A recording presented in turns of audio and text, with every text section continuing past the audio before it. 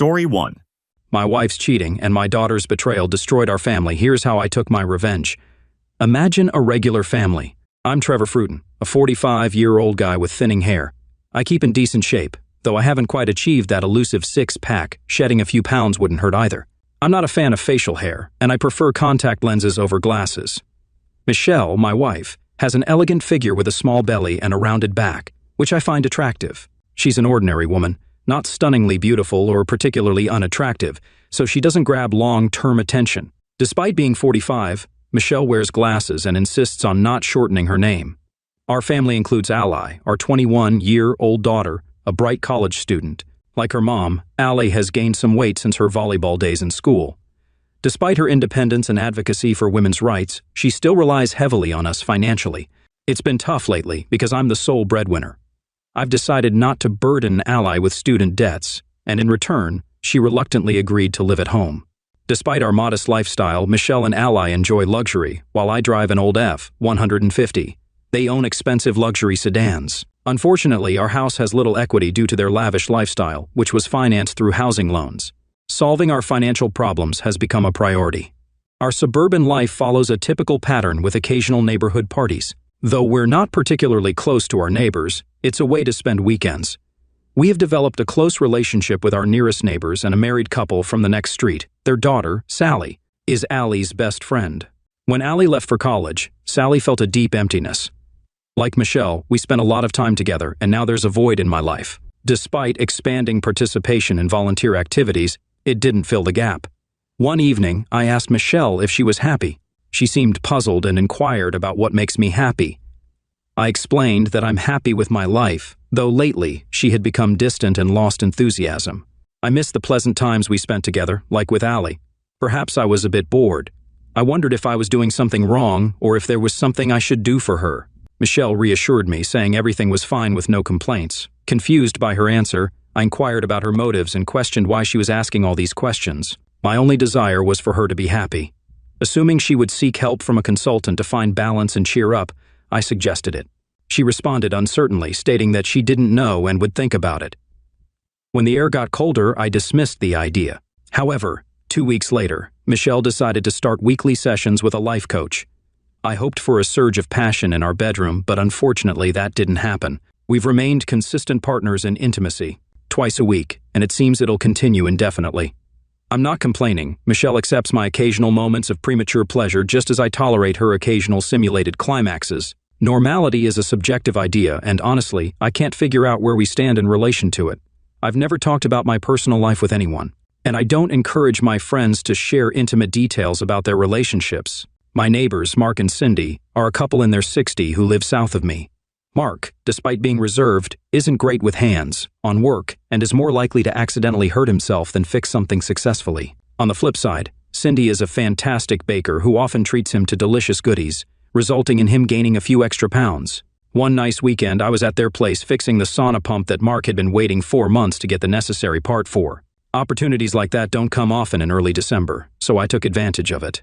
Our patio's sliding door has seen better days, making a scratching sound when opened.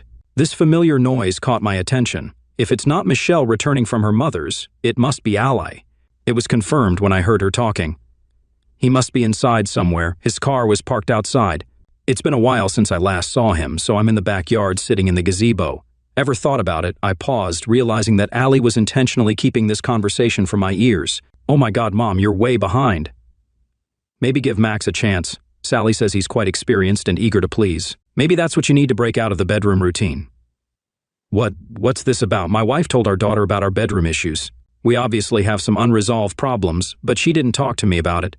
Where did this sudden revelation come from? And trusting our daughter is just not appropriate. I get that you need time to think about everything. By the way, Dad mentioned he'll be hunting next weekend. I'll ask Jeff to invite Max to our house. Sally said Max is a bit thin, but seems to have a strong attraction to you. Sally also mentioned his physical attributes. When anger started to overwhelm me, I paused to make sure I understood the situation correctly.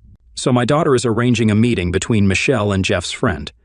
Whether or not you agree, Sally suggested you might want to try something with Max. The following pause might have been due to my growing frustration. It seems like they're conspiring to ruin my marriage too. I can't help but wonder what I've done to deserve this situation. Okay, keep me posted. Love you. Goodbye.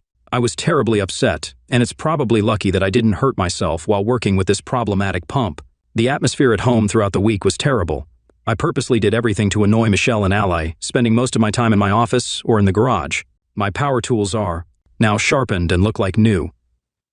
I didn't cancel the hunting trip, but I asked someone to keep an eye on Michelle's actions. Photos of Ally, Jeff, and a skinny young man entering the house around noon appeared in the camera feed. About 2, Sally and Jeff left, and the skinny young man followed suit about 4 hours later. I returned on Sunday. Michelle was wearing sweatpants and trying to be overly affectionate, hugging and smiling, but I didn't react to her gestures. Although it wasn't conclusive evidence, I couldn't help but notice that Michelle was sitting cross-legged, leaning heavily to the left more than her usual demeanor. Maybe someone's backside was a little tender.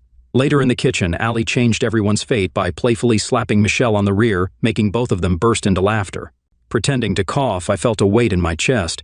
I hoped my wife, who was completely unaware of the incident, didn't pass anything on to me.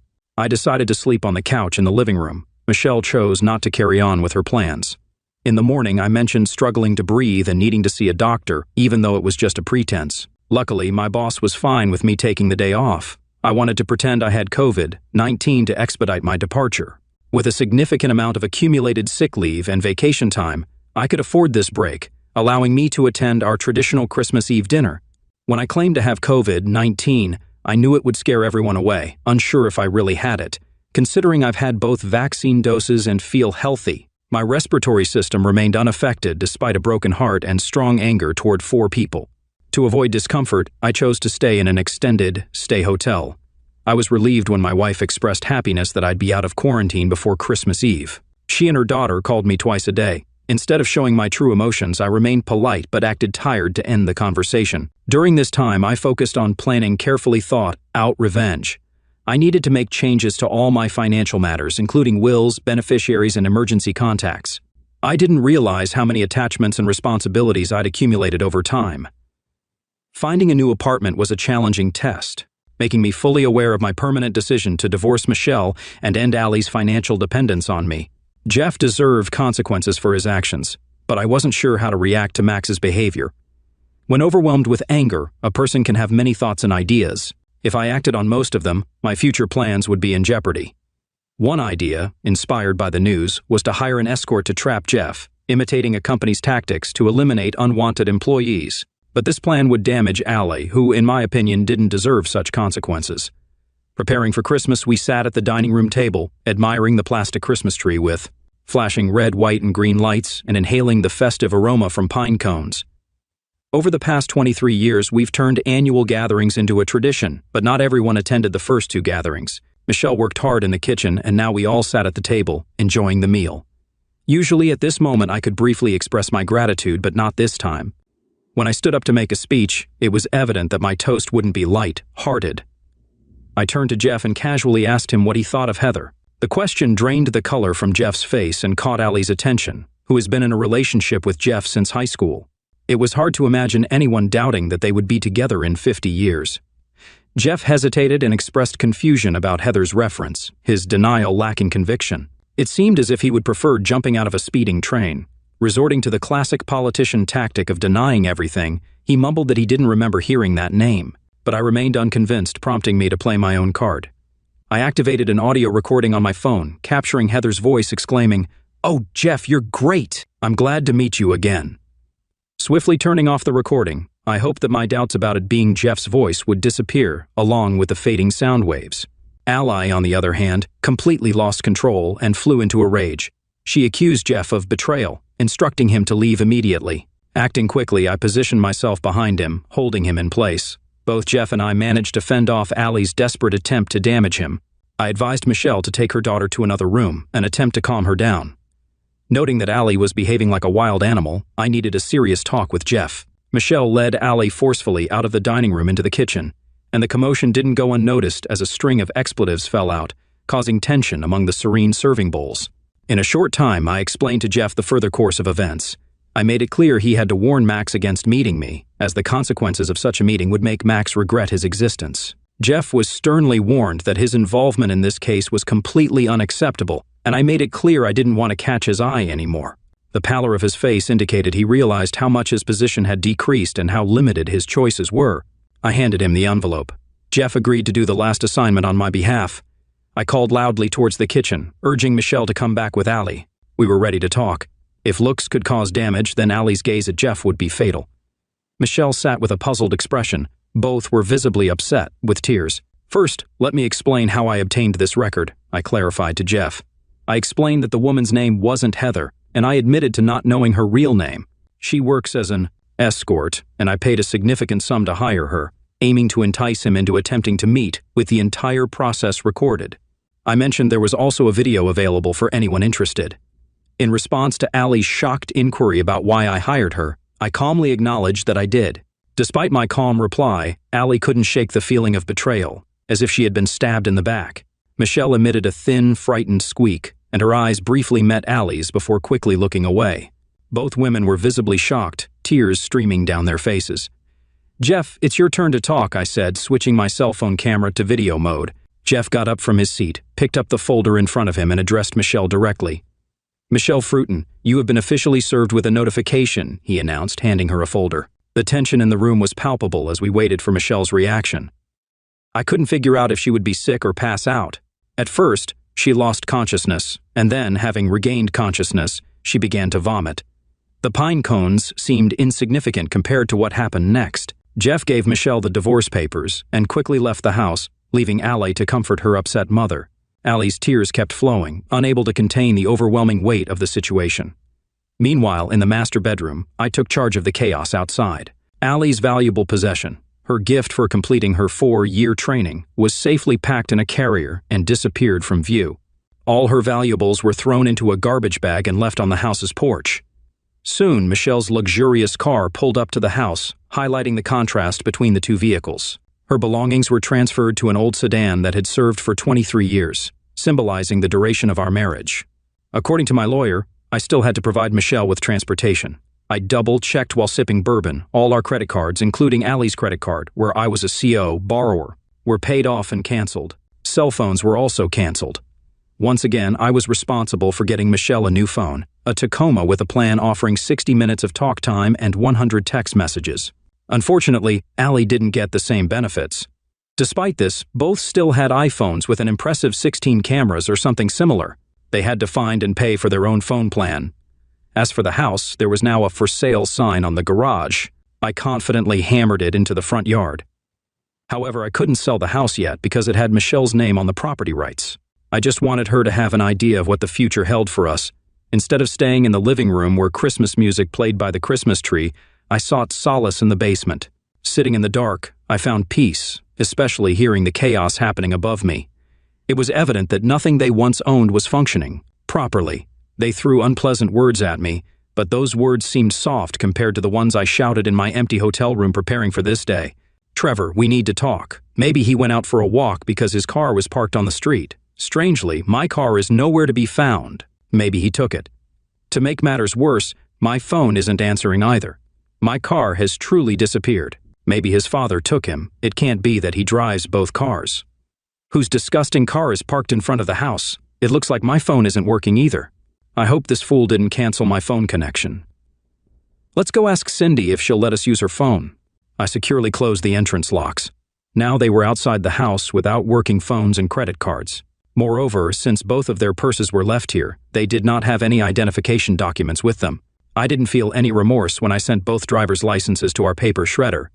I am sure that this will cause them considerable discomfort while they try to rebuild their lives. After pouring a glass, I turned on the TV and watched a cheap special for a short time. Our current circumstances could not help but differ from the spiritual atmosphere shown in this program. The choice in favor of silence seemed to me more reasonable. Suddenly, there was a commotion at the front door.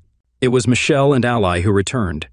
It was at this moment that Michelle's daughter, whom I no longer consider my own, saw the contents of a garbage bag standing by the porch. Ally expressed shock upon realizing that everything she had in her car was now in this package. She mentioned that her father had disposed of her car, but she refused to believe it. It was hard for her to imagine that he did that, as it was completely out of character for him. Amidst their conversation, I suggested to Mom that maybe the reason her car was missing was that he had indeed sold it. If that were the case, I swore I'd confront him, expressing my anger. I loved that car, and the constant ringing of the doorbell made it difficult to hear their conversation. Outside, two women stood with festive napkins in their hands, making it seem unwise to open the door. Michelle was furious and demanded that I open the door immediately, pointing out that it was freezing outside. In response, I informed her that the keys to her new car were in the ignition, specifying that her car was an orange-green Malibu parked outside the house. I mentioned that all the items from her previous car had been transferred into it. Additionally, I suggested that the stove had a long-lasting warmth and the gas tank was full. I proposed the idea that she could offer her car to Max and stay with him, considering the possibility that he might still have feelings for her. After a short silence, Michelle attempted to adopt a softer tone and extended holiday greetings to me. I responded by telling her it was time for them to leave and requested that she take her daughter with her, describing Ally as unpleasant. After a while, the aging Malibu came to life, despite its appearance suggesting the need for a new muffler. It wasn't surprising, given that the guy practically gave me the car just to get rid of it. I had no intention of spending my money on repairing it. Without much fuss, they drove away from the house. It's been a long time since I've heard of someone being poisoned by carbon monoxide due to a faulty muffler. Perhaps luck would be on my side this time, though the likelihood was slim. An hour later, my father-in-law's number appeared on the screen of my mobile phone. While we weren't exactly close friends, we managed to communicate well. He greeted me saying, "Hi, Trevor. I have a couple of upset women here. I thought you might have some understanding of the situation. Call me, and by the way, Merry Christmas." I turned off the sound on my mobile phone and sipped my eggnog with fizzy drinks, letting the adrenaline gradually subside. The flickering lights of the artificial Christmas tree gently lulled me into a peaceful slumber. When I woke up on this cool Christmas morning, the sun greeted me with its radiant warmth. There was a collection of cold serving dishes on the dining table, but fortunately the microwave quickly warmed up my breakfast. Ham with cheese potatoes is a delicious dish suitable for any time of the day. In anticipation of the holiday, a stack of gifts was eagerly waiting for its turn to be opened. To my disappointment, Santa Claus left me empty-handed. The gifts lying under the decorated Christmas tree were intended for the evening celebration. If anyone had been observant, they would have noticed the absence of gifts from me to any of them. I did not unwrap the donated items, but preferred to collect the most expensive things that I wanted to take with me. Not a single photo captured our shared memories.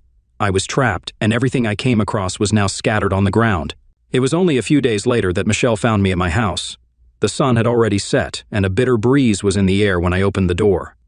I left the latch on the lock, half expecting another presentation on the sale of poinsettias for a youth sports team.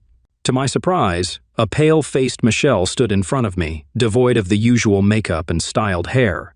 She begged me not to close the door, and I hesitated, giving her the opportunity to continue. She requested a chance to explain and asked if she could enter. However, she pleaded with despair, saying there's no need for the neighbors to know about it. I questioned what she needed, and she expressed a sincere apology without justifying her actions. I asked what actions she was referring to, and she pleaded to discuss it inside. Michelle gently admitted to having an intimate relationship with Max, and I responded with surprise. She widened her eyes when she realized I knew about it. I accused her of having no proof for a divorce and asked if she had hired a lawyer. She responded that she was in the process but believed we could solve our problems and avoid a divorce. I told her it was too late and criticized her for not taking steps to save our marriage a month ago. I accused her of selfishness and dragging our daughter into the situation. I expressed that the fault was entirely hers and stated that I wanted nothing to do with her or our daughter anymore. Michelle apologized deeply and asked how she could make amends, but I told her there was nothing she could do. I expressed that I would be better off without her and that the decision was up to me, whether her infidelity was true or not. She urged me to refrain from any action for a few weeks, explaining it was only a brief moment of weakness. I told her to go away and not bother me anymore. As she begged and knocked, my noise-canceling headphones successfully blocked the sound. I closed the door, and by morning she was nowhere to be found. Almost a year later, minus one day, I was sitting in my lonely two-room apartment, continuing the tradition of Christmas Eve. Of my own accord, I prepared a modest dinner for myself. At first, I had a hard time with cooking, and although they say that betrayal feels like a stab in the back, it really broke my heart, self-esteem, and self-confidence. I managed to maintain my self-respect throughout this ordeal. There were countless nights when I doubted whether I had gone too far, but deep down, I never agreed with this opinion. Eventually, I got to the point where I felt unnecessary and decided to leave. It was very simple at that time when I was in a state of uncertainty. After the divorce, it seemed to me that I had failed. My attitude toward work became sour. I often began to snap at colleagues, which is why my boss repeatedly made remarks to me. Gradually, I stopped communicating with people and began to lead the life of a recluse. My colleagues learned to give me freedom, and I focused exclusively on work, coping with my duties perfectly. I deliberately decided to refrain from attending corporate parties, and when friends tried to set me up with them, I politely refused such offers. Gradually, my friends began to disappear one by one. It seemed that my endless pity party stayed for a long time. In search of solace, I turned to running with headphones in my ears. People passed by without bothering me, but this new hobby, along with cooking for myself, made me lose a few pounds. Accordingly, the old clothes no longer fit me, and I had to switch to a more modern style. Occasionally, one of my colleagues would make a kind remark about my appearance, but it didn't go beyond that. The divorce seemed to drag on endlessly, lasting a grueling 9 months. Eventually, when we reached the breaking point, our house quickly found a new owner. Instead of monthly support, Michelle received the lion's share of revenue from the sale. Sally and Jeff went their separate ways. It seemed that Michelle's cheating was more acceptable than Jeff's actions. Last spring, Jeff, while intoxicated, confronted me and angrily accused me of bringing him and Heather together. He always found someone to blame for his mistakes. I wasn't around when he was with Heather. He was weak, like most men his age, and easily succumbed to the persuasions of a seductive temptress. As for Allie, she was desperately trying to express her anger at me. She left angry voicemails, but I never answered. Maybe someday I'll answer her call, but it's unlikely, so don't bet on it. I didn't get an invitation to her graduation, but I didn't attend it either. Michelle was going through a particularly difficult time. Since we got married, she had never worked, and it was difficult for her to get a job somewhere. In order to delay the resolution of financial issues, my lawyer delayed the process as much as possible. As a result, when the house got sold, I paid all the money she was supposed to receive for maintenance, according to the court. This led to both of us losing our comfortable lifestyle. Michelle tried to justify her incredibly stupid decisions during legal consultations, but she believed it wasn't enough to erase the almost 25 years we lived together. I looked at her with an empty expression, and a few tears rolled down her eyes. Hatred, a powerful emotion, clung to me tightly, and I struggled to contain it. A year passed, and we sat in my apartment, continuing the Christmas Eve tradition. Macy, a friend going through a similar situation, joined me. No, we weren't romantically involved. I wasn't ready for that yet. After cleaning up, Macy led me to the living room where we occasionally danced and snuggled. I yearned for the comforting presence of a woman ready to share warmth, which I missed so much. After about 10 songs, Macy wiped away a tear and went back home. We were both emotionally scarred. The tone in the monthly voice messages Allie left changed. She was apologizing. Despite this, I never bothered to answer her calls. My caring mom accidentally found out that Michelle had moved in with someone else. Surprisingly, my reaction was mostly indifferent. Gradually, I started engaging in small talk with people. Former colleagues avoided me, and new ones found me unusual. Making friends has always been difficult for me, but with Macy, I managed to bridge this gap. We're just friends. In late January, I received a letter from Allie in my mailbox. Part of me hesitated to open it, not knowing what might be inside, but curiosity got the better of me. In the letter, Allie apologized and included a selfie. She stood with a gloomy expression, holding her rounded stomach. The note said, "Daddy, I deeply apologize for my mistakes. I'm pregnant. I wonder if you can find the strength to accept your grandson into your life. If not, I understand. With love, Allie." The return address indicated Allie had moved, and I wondered about her current situation. There was no mention of her husband or clues about her marital status. I squinted at the photo for signs of rings on her fingers, but they were difficult to distinguish. Despite my contempt for their mother, my desire to have grandchildren remained unchanged. It took me a few weeks to gather my thoughts before answering. During this time, Macy and I parted ways, recognizing that we were only sources of support for each other. She decided to move far away and start anew. After hugging me several times, she bid farewell to my life. To keep my sanity, I decided to play pickleball at a local recreation center. Though it's a shortened version of tennis with different rules, I found myself playing with people at a similar skill level. There's something nostalgic about it, reminiscent of high school. Shannon entered my life with a loud entrance. She seemed to be around my age. Like many people I play with, I often miss the ball due to my lack of skill. Unfortunately, during a game, one of my throws accidentally hit Shannon between her chest. Her friends jokingly suggested I should kiss her to make it better, which made Shannon blush even more. After the game, Shannon jokingly said I should at least buy her a soft drink. I met Shannon, who introduced herself and expressed apologies for accidentally hitting me. She confessed she wasn't familiar with games and found it challenging to engage in conversation, especially with women. Shannon mentioned a Jamba Juice cafe in the shopping center and suggested that I treat her. I agreed and we took a walk to the cafe. During our conversation, we got to know each other better, although my responses were not particularly eloquent. As our conversation continued, Shannon observed my self-doubt and asked if I was in a relationship. I responded that I didn't think I'd ever have one due to a past experience of infidelity. Shannon inquired if my ex-partner had left me, and I explained that she had cheated and I couldn't accept it. It had been a few years, but I hadn't fully come to terms with it. She then asked if I was currently dating anyone, and I mentioned going on occasional dates but nothing serious. When asked about the last time I went on a date, I admitted it had been since the breakup, and though I invited people to dinner, it never progressed beyond that. I shared that my marriage ended 26 months ago in December, and despite appearances, it wasn't an easy process. It took me several years to regain myself, confidence after feeling abandoned. Palms sweating from the current conversation, Shannon noticed and suggested changing the topic.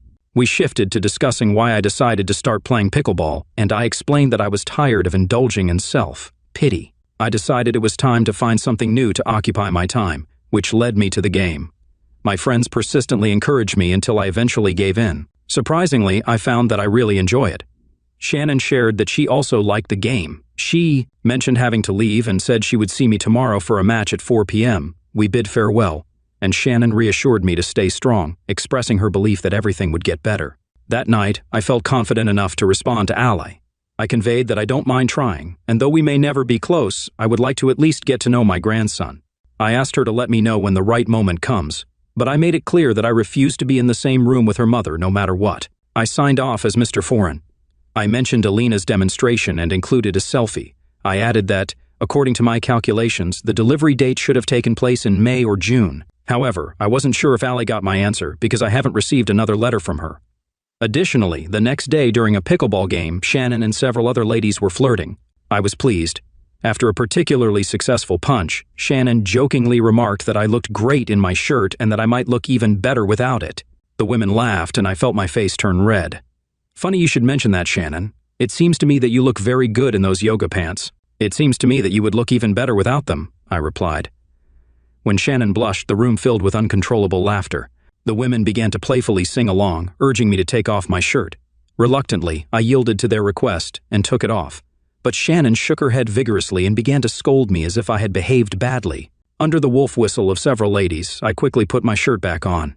Shannon muttered the words, "You're terrible," in my direction, to which I responded with a kiss. When the games ended, some women started flirting, and one even complimented Shannon on how amazing she looks without yoga pants. Shannon waited patiently for her turn, keeping her composure. I decided to treat the girl to a refreshing drink, and coincidentally was just about to ask her a question. I complimented her on her beautiful yoga pants, but she quickly told me to stop, judging by her ear-to-ear grin. She was quite pleased with herself. While we were enjoying drinks, I plucked up the courage and invited Shannon to dinner and a movie. I was scared at the thought that she might reject me, but, fortunately, she accepted my invitation. I couldn't get enough of it. Being out of the dating scene for over 27 years, I felt clueless, clumsy, and very nervous. But over time, I managed to relax, and I regained my former cheerful character. After a few dates, Shannon convinced me to spend the night. I was surprised when she asked, "Who are you thinking about?" This question caught me off guard, and I had to pause and think. My simple answer was, "About you." I couldn't help but wonder what she saw in me, a self-proclaimed loser. It felt like she saw me as just a reflection in the mirror. In early June, Shannon talked to me in bed about my granddaughter's birth as she held my hand. Her words made me realize she might know something I didn't. She mentioned there was only one major hospital nearby and that she kept an eye on the newborn registry. It turned out that a woman named Ally Fruiton had recently given birth to a girl. This news eased my tension, but Shannon's warm lips revived my desire. Instead of a physical relationship, we opted for a more intimate connection through passionate kisses. Exhausted and tired, I sought comfort in Shannon's presence. In my uncertainty, I pondered my next actions. Sending flowers might be an appropriate gesture, not necessarily overflowing with love, but expressing recognition of her newfound motherhood. A day after sending the flowers, I unexpectedly received a letter. In it, as a father, I acknowledged the emptiness of my apologies and hoped they would be seen as sincere. The memories of the terrible breakdown on Christmas Eve haunted me, fueling my resentment.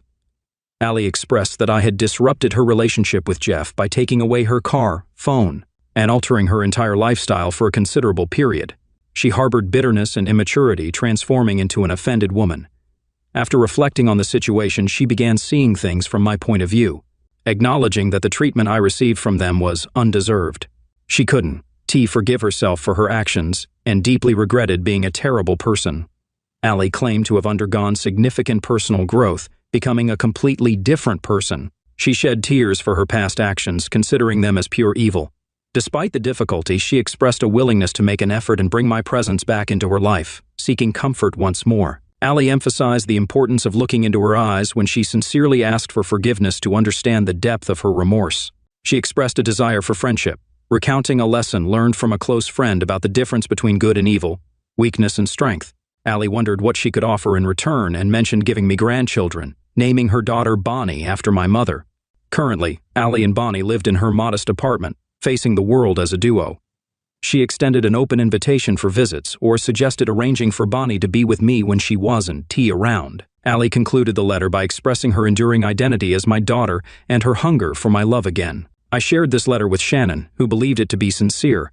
My plans were to protect Shannon from Allie, considering the damage Allie had caused in one of my past relationships. In response, I received a warm hug and a passionate kiss from Shannon, who assured me not to worry. She claimed to be strong, with emotional barriers to keep unwanted people out, expressing gratitude for breaking through. As we hugged tightly, moving gently like dancing to a slow love song, Shannon emphasized that I couldn't fully love her while holding on to hatred for Allie and Jeff. She urged me to let go so our relationship could develop. Echoing Shannon's advice about leaving the past behind, the headlights revealed the return address of Allie's apartment. Shannon accompanied me as I softly knocked on Allie's door. Allie opened the door, and inside, I introduced Shannon to my daughter. We exchanged greetings with gentle cheek kisses and entered the cozy apartment. Allie suggested holding Bonnie, and I settled down at the kitchen table, holding Bonnie gently. Surprisingly, Bonnie remained calm, not shedding a tear, reminding me of how small and delicate babies' hands and feet are. Looking at Shannon, I saw love in her eyes. Shannon brought up the subject, mentioning that Allie had already told Bonnie's father about her birth. Allie replied that Bonnie's father believed she was trying to trap him, and that there was uncertainty about whether he would change his mind. Allie and I carefully avoided each other throughout the evening. I left without hugging or kissing her. When I got into the car, Shannon scolded me, insisting that Allie should know that I still love her. Shannon replied, "I know you love her and you know it too. Go back there and do it right." Leaving Shannon in the car, I went to Allie's door and knocked. She asked, "Did you forget something?" "I kind of forgot to hug you and express my love for you," I replied. It was such an emotional moment that it could have been the plot for a Hallmark movie. 6 months passed, and a few weeks later, we gathered in my apartment for our traditional Christmas Eve dinner. Shannon, Allie, and I were there, and I was holding Bonnie in my arms. I said the Christmas blessing, and then we enjoyed the meal and exchanged gifts. Bonnie got more presents than expected, but she seemed to like the way the wrapping paper made noise when she played with it. Because of the snowy weather, it was too risky to make a long trip on Christmas Eve. A year later, I let Allie and Bonnie live in my apartment. Shannon and I started spending nights at her place regularly. Continuing the tradition of Christmas Eve, we were heading to Shannon's house for a festive dinner before the wedding. We definitely signed a prenuptial agreement. I found myself being closely watched when I chatted with other pickleball players, but it didn't bother me. Carter Denton, Allie's husband, and Bonnie's father joined us this year. It took him a while, but eventually, he realized that he really wanted to be a part of Allie and Bonnie's life. Bonnie and I really like to cuddle together, making us great buddies. The role of grandfather brings me great joy. In addition, Shannon's children and grandchildren were present in the house, creating a warm and lively atmosphere during the Christmas gatherings. One of her sons kindly led the family's heartfelt blessing. Reflecting on life, I realized that it continues regardless of our participation. It took me a while to realize that life was slipping away from me, but this is no longer the case. I have found satisfaction in the place I have reached, and I am sincerely glad of my current position. Story 2. I saw undeniable proof of my wife's cheating on the TV screen and took swift action against her. I have been married to my wife, Amy, 45 years old, for the past 15 years. I work as an executive at a company, while my wife is a homemaker. She used to work at a plant nursery in her 20s, but after we got married, she chose to be a homemaker. We have 2 daughters, Emma, 13 years old, and Ella, 11 years old. Our family was happy until the truth about my wife's cheating came to light, thanks to our smart TV. So last week, it was our friend John's birthday. He has been living in a different country for the past few years. We decided to video call him at midnight to wish him a happy birthday. After the wishes, the 4 of us, my wife, John, his wife, and I, engaged in some casual conversations about work and life. Since John didn't have other plans for his birthday night, we decided to hang out virtually and relax for a while. His wife suggested we Chromecast the WhatsApp video call through the TV so we could all sit back, unwind, and enjoy our time together. Amy and John's wife are good friends, and we used to spend a lot of time together when they lived in the same city. Amy connected her phone to the TV since the TV remote app was already installed and active on her phone. We grabbed some beers and snacks and had a good time during the virtual celebration. After a while, Amy began to feel dizzy and ended up dozing off on the couch while John and I continued our conversation. His wife had also fallen asleep. Around 15 to 20 minutes into our call, it disconnected due to internet issues, and my wife's WhatsApp screen appeared on the TV. I was just about to call John back when I noticed over 10 unread messages from someone named Lifeline with a heart symbol. This was unexpected because I wasn't the one communicating with this person. My curiosity got the best of me, so I clicked on the profile picture and discovered it was her childhood friend, Matt. I've met him countless times since we got married because my wife was close to him. They were neighbors and school friends, and there were rumors that they might date each other. However, that never happened, according to my wife. She didn't see Matt as a romantic partner, and besides, Matt was not interested in women. As of now, Matt was single. I wasn't too concerned about my wife's connection with her Lifeline because she had assured me that he wasn't into women. However, just then, another message appeared in their chat, "Baby, I miss you." This raised some concerns, prompting me to look into the situation. I hesitantly opened the chat with Matt. It became clear that my wife had been chatting with him all along through her phone while we were on the video call. Unfortunately for Matt, my wife unexpectedly fell asleep without giving him a goodnight kiss, which explained why he was flooding her WhatsApp with messages. After he saw the blue check marks on his messages, he expressed things like, "Why aren't you replying? Is everything okay? I can't sleep without your goodnight kiss. And I can't stop thinking about today's session. OMG, you were so good today." This couldn't possibly be a conversation between close friends. At that moment, I was absolutely certain that their relationship went far beyond mere friendship. I scrolled up in their chat history and discovered that they engaged in graphic messaging almost every night. The chats had occasional flashes of X-rated photos and videos in between, which gave shivers down my spine. I felt numb, yet an insatiable curiosity drove me to find out everything that had transpired between them. While my wife peacefully slept on the couch, I sifted through the graphic content she had shared with her secret lover. The chats occasionally included detailed photos and videos, which only added to my distress. I was emotionally overwhelmed, but I couldn't resist delving into the details. I wasn't sure how to capture screenshots from the TV, so I used my phone to take pictures of the screen. After snapping 4 or 5 pictures, I decided I'd seen enough evidence. My primary desire was to understand how and why this had happened. I wanted to vent my frustration, but I was at a loss on how to confront her. It was 2 a.m., and I had consumed numerous beers along with a few shots of scotch, leaving me with little energy to do anything but scroll through their conversation. My failed marriage was laid out before me on the large TV screen, and everything felt devoid of meaning. She had shared even the most private details of our moments together with her lover. In fact, after each private moment between us, she would repeat the same with him as if trying to make up for his feelings.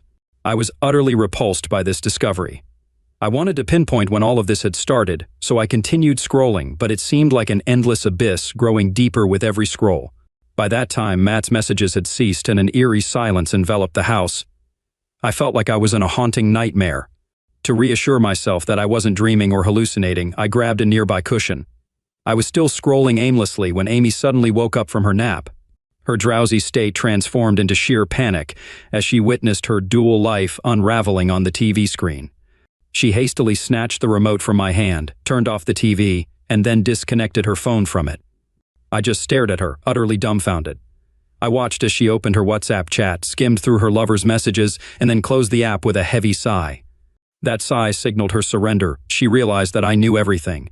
She gently held my face in her hands and drew closer, pleading, "Baby, I can explain. Please listen to me." I gazed back at her and responded, "All right, go ahead and explain." Her surprise was evident. She had expected me to react with anger and refused to listen. If it were 2:30 p.m. instead of 2:30 a.m., I might have reacted the same way.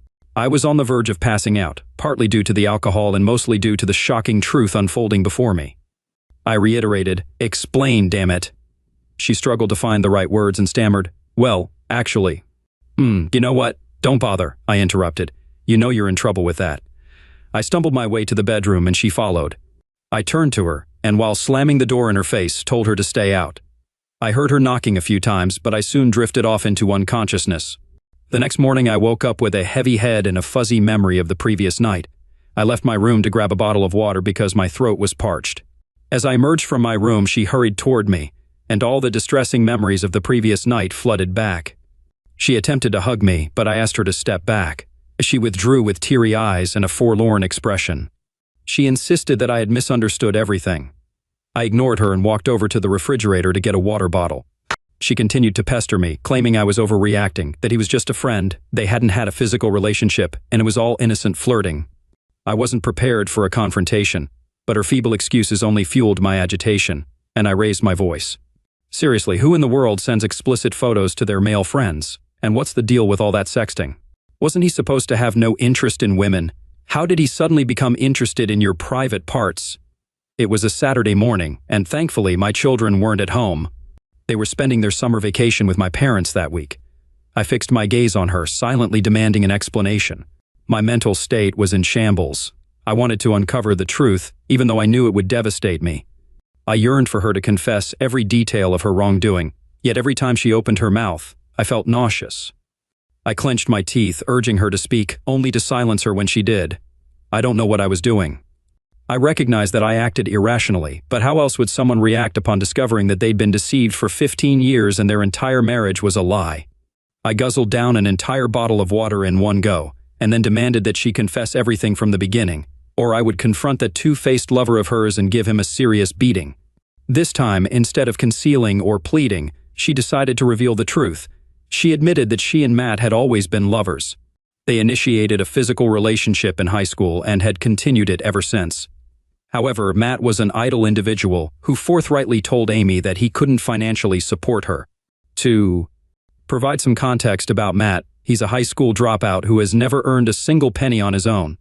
His parents owned several properties in the suburbs, and the rental income from these properties barely covered his expenses. I had met his parents a couple of times during my visits to Amy's house. They were worried about Matt's laziness and urged Amy to advise him on finding a job or starting a business. Everyone except Matt was concerned about his future. Anyway, getting back to the point, Amy admitted that she had severed ties with Matt several times due to his commitment issues, but he always managed to win her back. Surprisingly, Matt had no qualms about Amy dating other men, even though he had never dated anyone else but her. She had a couple of boyfriends before we started dating, so this seemed plausible to me, albeit unusual. What kind of lover does that? Lazy, maybe? I asked her why she hadn't married him if they were so close. She explained that Matt wouldn't have been able to provide a good lifestyle for her. Additionally, Amy herself never had a stable job and didn't have career ambitions that would allow her to be the primary breadwinner. So she chose to be financially dependent and lead a double life. I had one final question. Were the children mine or Matt's? She swore that they were mine, but I remained skeptical and continued to doubt her. She offered to arrange a DNA test if I wasn't convinced. She explained that she couldn't risk having children with Matt because she was afraid that if her secret came to light and I abandoned the children, Matt wouldn't be able to raise them, even if he wanted to. I wasn't sure whether to feel relieved that at least the children were mine. I told her to leave the house or else I would expose her truth to everyone, including the girls. They might be young, but they were smart enough to understand the situation. She pleaded with me not to tell our daughters, fearing they would hate and disrespect her. I refilled the water bottle, grabbed a few beer bottles, and retreated to my room, locking the door. I sat in front of my laptop, staring at the screen for over an hour. I didn't know what to do next or who to talk to. The truth was eating me up from the inside, making me feel suffocated. After finishing off the beer bottles, I left my room, grabbed my car keys, and drove to my in-laws' place, which was about a 30-minute drive away. My mother-in-law answered the door with a friendly smile, but as soon as she saw my red face, she sensed something was amiss. She called my father-in-law, who rushed out from their bedroom and sat me down. I was sweating and anxious, my heart racing. I explained to them that I didn't know a better way to confront the situation, and then I began narrating everything. My throat grew dry and my body temperature skyrocketed as I divulged the ugly truth. Midway through, we heard someone banging on the door. It was Amy. She stormed into the house and demanded that I leave immediately. She insisted that this was a private matter and that we should deal with it ourselves without involving her parents. The next few hours were a tumultuous mix of emotions. I chastised her for cheating on me for 15 years while she brushed it off as a casual relationship that meant nothing to her. Gradually, she shifted the blame onto me for turning her parents against her, and I defended myself. My in-laws sided with me and scolded her. I spent the entire weekend drinking, occasionally passing out, and refilling my stomach with alcohol. When Monday came around, I went to work feeling groggy and drained. At the office, I searched for divorce lawyers online and scheduled an appointment with one. When I returned home, I noticed that some of her belongings were missing. I assumed she had come while I was away, packed some of her things, and left. I didn't bother to check on her. She messaged me, informing me that she would be staying at a hotel to give me some time to cool off. Really? Did she believe this matter was so insignificant that I could just easily move past it? She also bombarded me with messages begging for forgiveness and making promises to end her relationship with her lover. It's been a painstakingly long week since that fateful day, and now it's Friday again. The days have been crawling by, and I anticipate the weekend will drag on even more. I have an appointment with a lawyer scheduled for this upcoming Monday. I've been scouring Reddit stories in search of a solution to my predicament, but it seems like my situation is quite complex. More than worrying about myself, I'm concerned about my daughters. How should I handle them? Should I even address the issue with them at all? Update: I'm sorry for not keeping you all in the loop, but I did connect with some of you through private messages and comments. It's been 6 months since my initial post, and let me tell you, it's been quite a roller coaster ride. I met with the lawyer on that Monday and discussed my concerns regarding my daughters. The attorney advised me to approach the kids gently about the separation, avoiding too many details as it might harm their mental well-being. He also mentioned that, considering my wife's unemployment and the nature of her affair, I have a good chance of obtaining custody. On the same day, my parents reached out to Amy to bring the kids home from their place. They were still unaware of the situation. She arrived with the children while I was drained and lying on the couch after the stressful meeting with the lawyer. I refrained from discussing anything in front of the children and confined myself to my room. When she entered the bedroom, I urged her to have a conversation with the girls about her infidelity. She burst into tears and begged for my forgiveness, repeatedly expressing her fear that the girls would despise her. Well, she should expect nothing less. After cheating on your family for 15 years, what else could she anticipate? The lawyer mentioned that it would take about a week to send the divorce papers to Amy. So I had a week to sort things out with the children and my parents. I informed her of my decision to divorce her, and her reaction seemed as though it had come out of nowhere. She voiced concerns about the potential trauma to the children due to the divorce, which left me wondering where her maternal instincts had been hiding all these years. I firmly reiterated my decision and gave her a 1-week ultimatum to talk to the girls in her own way, or else I would be the one to reveal the truth. With my pillows in tow, I crashed on the bedroom couch and drifted off to sleep. Throughout that entire week, I left the house early in the morning and returned late in the evening.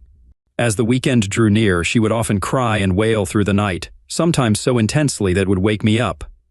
I did feel sorry for her, but how could she carry on like this for so many years? What was she thinking, believing she would never be discovered? She had multiple opportunities to end her affair, yet she persisted. Our private conversations, my vulnerabilities, my deepest secrets, everything she left exposed to her lover. How could I forget all of that? On Friday evening, she informed me that she had devised a plan to talk to the girls the following day. I nodded in agreement. On Saturday, after breakfast, she gathered the children and mentioned that we had some news to share. She explained that I had received a job transfer to a different country, and as a result, I would be moving away for a few years. I was taken aback, and my daughters looked at me in surprise. In front of the girls, I sarcastically asked her, "So this means I have to move out of the house, right?" She rolled her eyes and signaled me to be quiet. She continued, "Well, if that's the case and the house feels too big for the 3 of us, we can move to my parents' house for now, and later we can find a smaller place."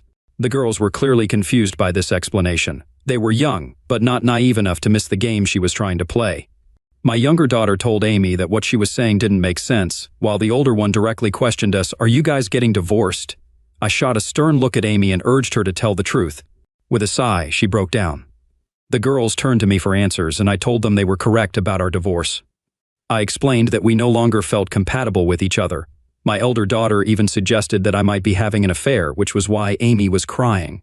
She held her mother's hand and asked Amy if I was cheating on her. Instead of clearing the air, Amy simply hugged her, leaving the girls disgusted with us both. I was furious with that manipulative woman. I couldn't believe how she had turned the situation against me. I ended up telling my daughters everything, explaining how I found out, but of course, I left out the graphic details.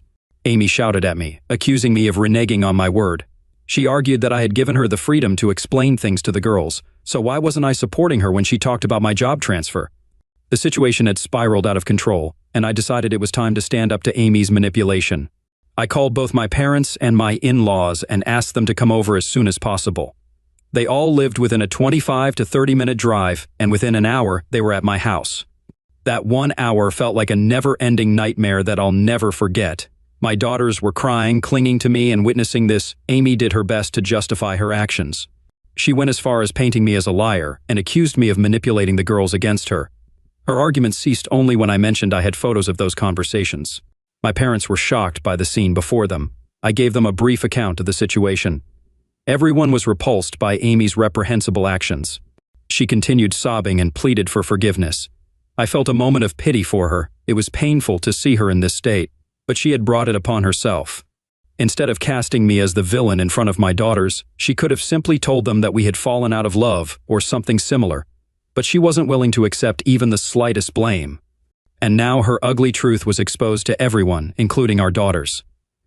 I made it clear that we were moving forward with the divorce and the girls would be staying with me.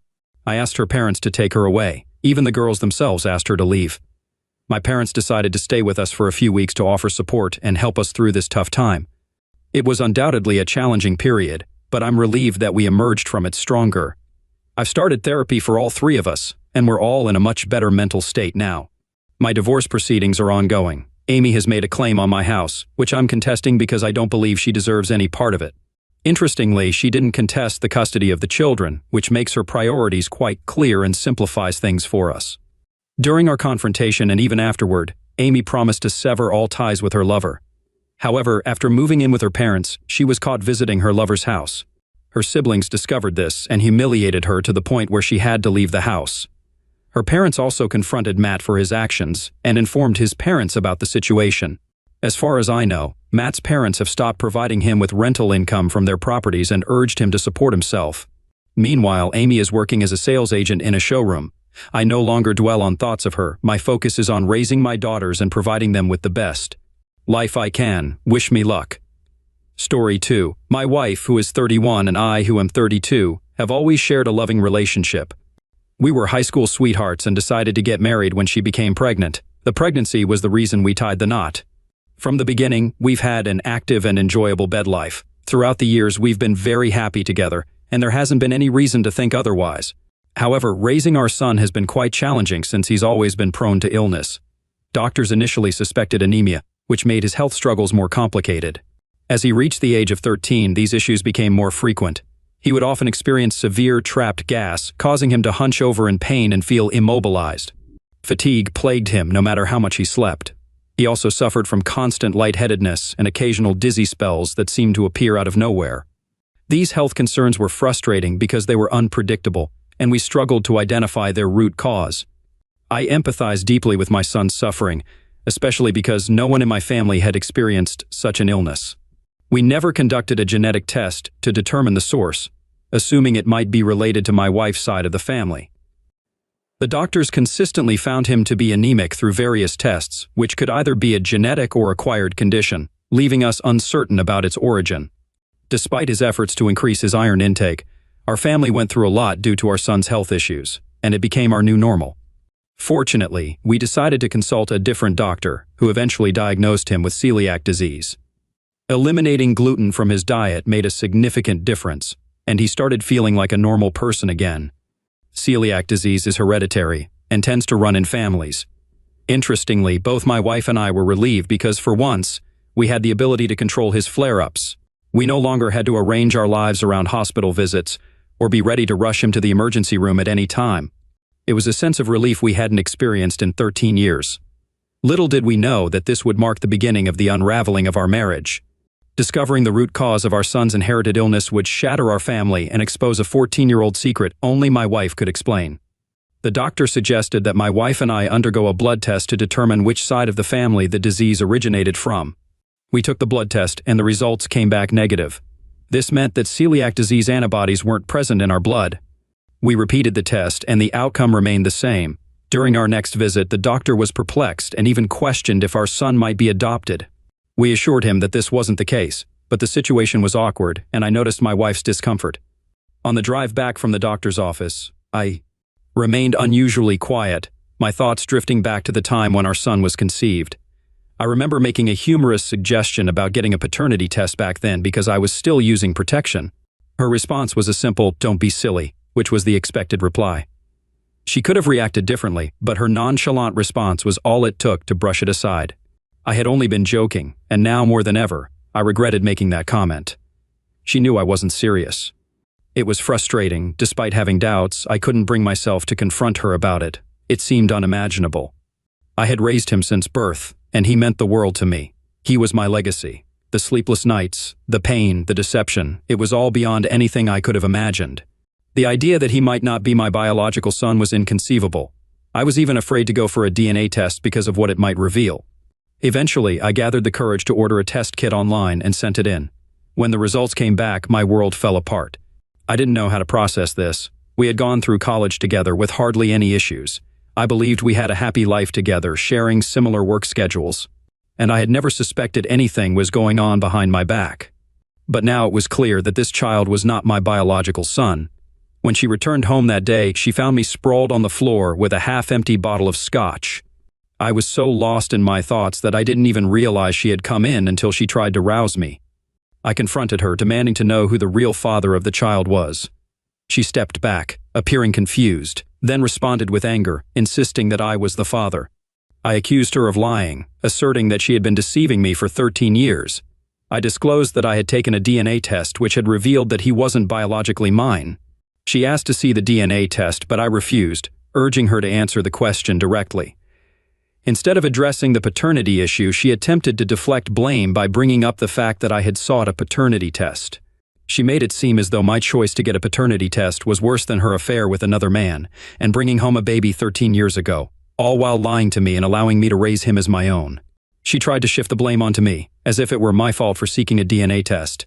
I told her that she was the reason our son had suffered for 13 years. She knew why, and she must have, yet she allowed him to endure it and let me bear the burden, all to protect her secret.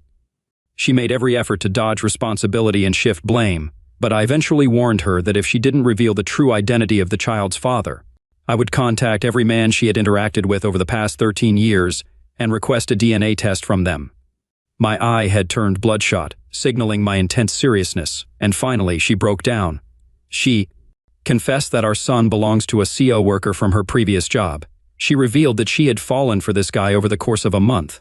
They had been close a few times, and then it stopped because of her deep love for me. During that whole month, I had not the slightest inkling of what was happening as I continued to live my happy life. Now I find it incredibly hard to trust her. It's difficult for me to even look her in the eyes. I used to believe that we had everything we wanted, even making plans to have a child together. When this revelation came crashing in, we were genuinely happy, or so I thought, until he entered our lives. Before, I was content. I thought our marriage was solid, but now it feels like it was all a facade. We have a beautiful home, nice cars, a comfortable life without financial concerns, but I've lost what truly mattered. She claims it only happened once, a moment of adventurous desire, a desire for something out of the ordinary, but I struggle to believe her.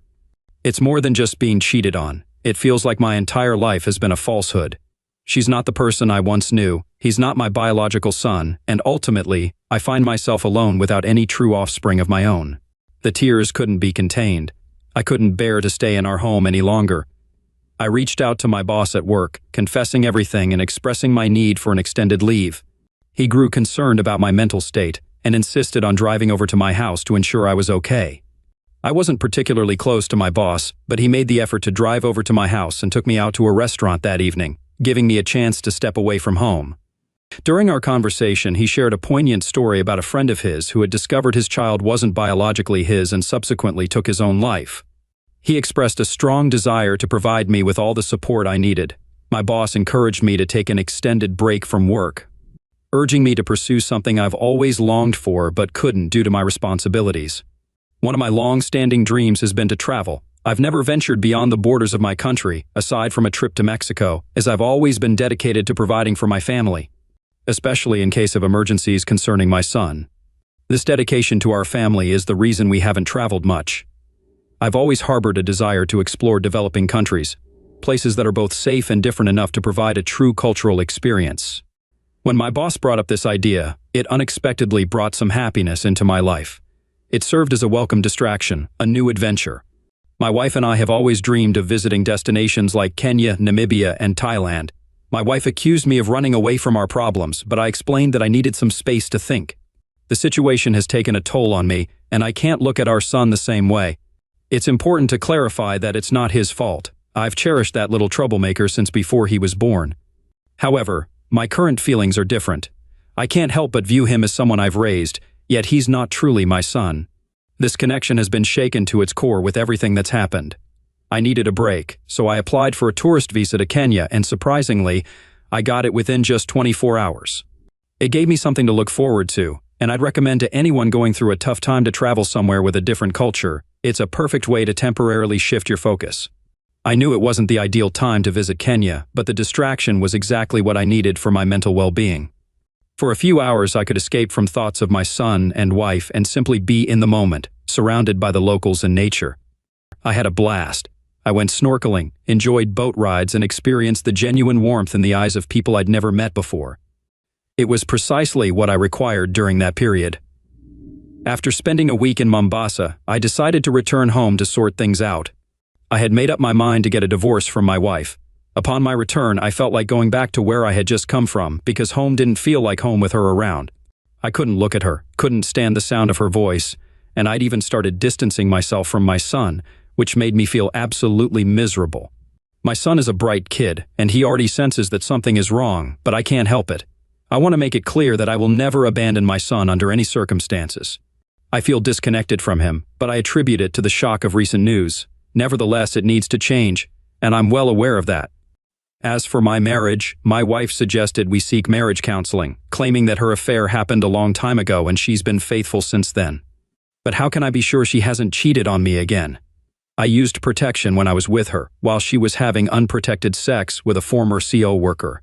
She knew 13 years ago that the child isn't mine but chose to lie for all those years. How can I trust anything she says? That's why I asked for an amicable divorce, to give myself a chance to heal.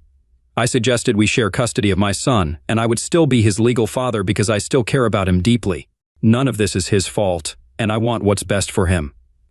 At this point, my wife agrees with everything. However, I'm worried that my feelings toward my son might change over time, and that terrifies me. I've also told my soon-to-be ex-wife that she needs to reach out to the biological father and inform him. It's better for everything to come out in the open now. She initially wanted me to keep this secret from the biological dad as well as from our family and friends. I agreed for the time being, but once the divorce is finalized, I'll contact the biological dad, and I'll have to break the news to my parents, which won't be easy for them to accept. I'm still young, and I believe I can start a new family, which might be the best way to move past this betrayal. Currently, I've already initiated the divorce proceedings, and it should be finalized within the next 5 months. In the meantime, I'm actively looking for an apartment, and I intend to leave the house to my soon-to-be ex-wife and my son. Thank you. Story 3. The midday sun beat down on Captain James Carter as he stood motionless on the cracked sidewalk, staring at what used to be his home. 2 years had passed since he'd last seen the white two-story colonial with its black shutters and wraparound porch. The lawn, once his pride and joy, now sprouted patches of weeds between withered grass. A strange car sat in the driveway, a sleek black Mercedes that screamed of money and status. His weathered duffel bag weighed heavy on his shoulder, filled with the few possessions he'd managed to keep during his captivity. His military uniform, perfectly pressed despite the long journey home, felt foreign against his skin after months of prison rags. The scars beneath the fabric told stories he wasn't ready to share, stories of endless interrogations, of resistance, of survival. Jim ran a calloused hand across his jaw, feeling the rough stubble that had replaced his once-regulation haircut. The morning's attempt to make himself presentable in a gas station bathroom seemed futile now. The face that had stared back at him in that streaked mirror belonged to a harder man than the one who'd left this place 2 years ago. Lines etched deeper around his eyes, a new scar splitting his left eyebrow, permanent reminders of his time in captivity. The neighborhood felt like a surreal dream. Mrs. Henderson's rose bushes were gone, replaced by modern landscaping. The Mitchell kids' basketball hoop had vanished from the driveway next door. Even the air smelled different. Designer flowers instead of the wild honeysuckle that used to grow along his fence. His mind flashed back to his escape. The months of careful observation, learning the guards' patterns, slowly working loose the cell windows' rusted bars. The rain that had covered his movements that moonless night. The 3-day trek through hostile territory with nothing but stolen supplies and iron determination. Every step, every decision, every moment of pain had been fueled by one thought. Getting back to Emma, the bank visit this morning had been his first shock. The teller's face had gone white when he'd presented his ID, her trembling fingers dialing security. "I'm sorry, sir," she'd stammered, but James Carter was declared legally dead. These accounts were closed months ago. That was when he'd known something was wrong. The military would have notified his next of kin of his pal's status. Unless a child's laughter from a nearby yard yanked him back to the present. Not Emma's laugh. She'd be 14 now, too old for the carefree giggling of the little girl jumping rope across the street. His little girl had grown up without him, lived 2 years of her life thinking he was dead. The thought propelled him forward, up the unfamiliar stone path that had replaced his old concrete walkway. Each step felt like moving through quicksand. His combat boots impossibly heavy on the imported slate, but Jim's finger hesitated over the doorbell, his throat tightening. The brass knocker he'd installed, the one Emma used to reach for on tiptoe, was gone, replaced by a sleek video intercom system. Before he could press it, the door swung open. Time stopped at a teenage girl stood frozen in the doorway, papers clutched to her chest, tears already streaming down her face. Emma. His Emma. The little girl from his memories had grown into a young woman, her dark hair longer, her face losing its childhood roundness. But those eyes, his eyes, were exactly as he remembered them, now wide with disbelief. "Dad!" Her voice cracked, barely a whisper. The papers slipped from her grasp, scattering across the porch like fallen leaves. "Dad's alive?" Jim's heart shattered at the raw pain in her voice.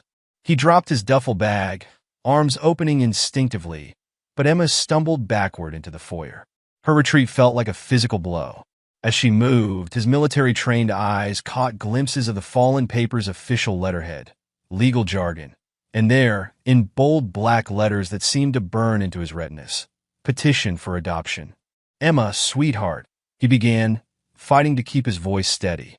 The words died in his throat as he saw her face crumple, fresh tears spilling down her cheeks. "They said," Mom said. Emma's words came in gasps. "She told everyone you died in the crash. There was a funeral.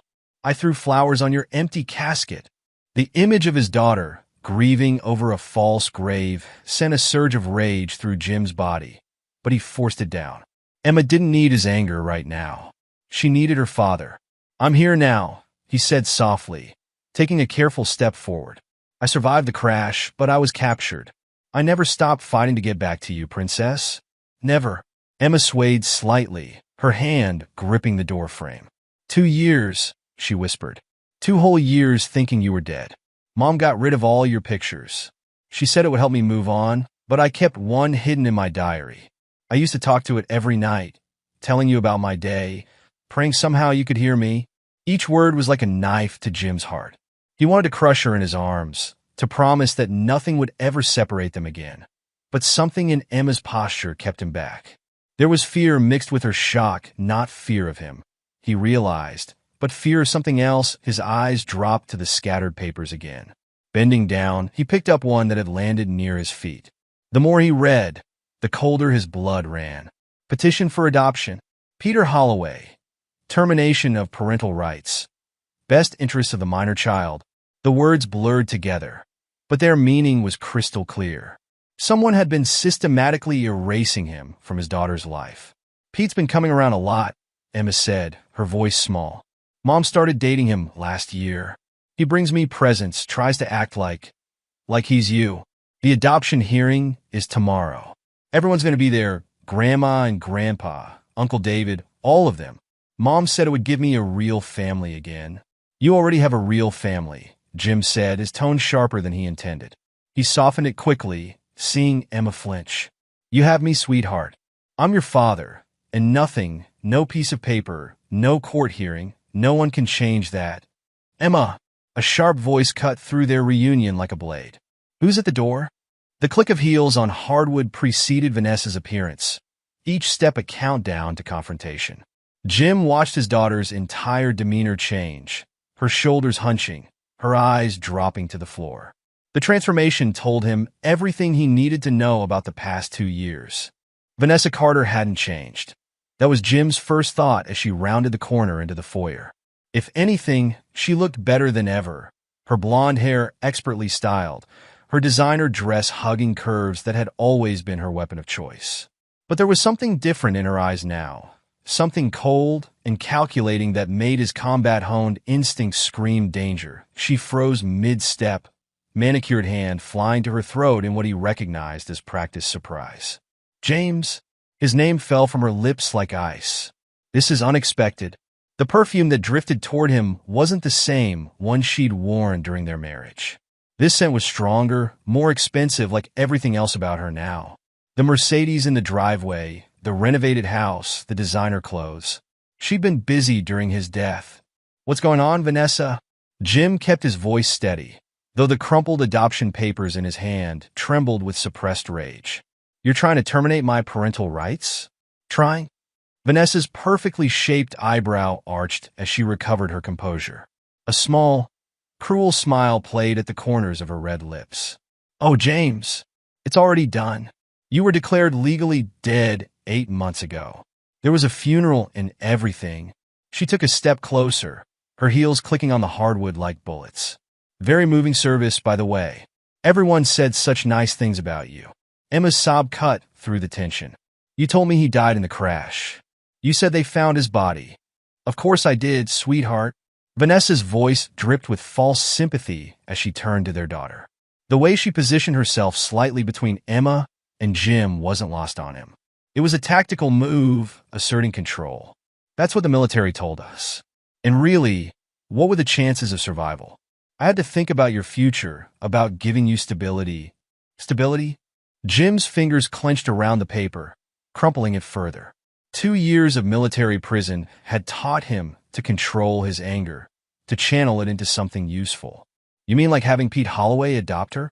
The flash in Vanessa's eyes, surprise quickly masked by calculation, confirmed his suspicion.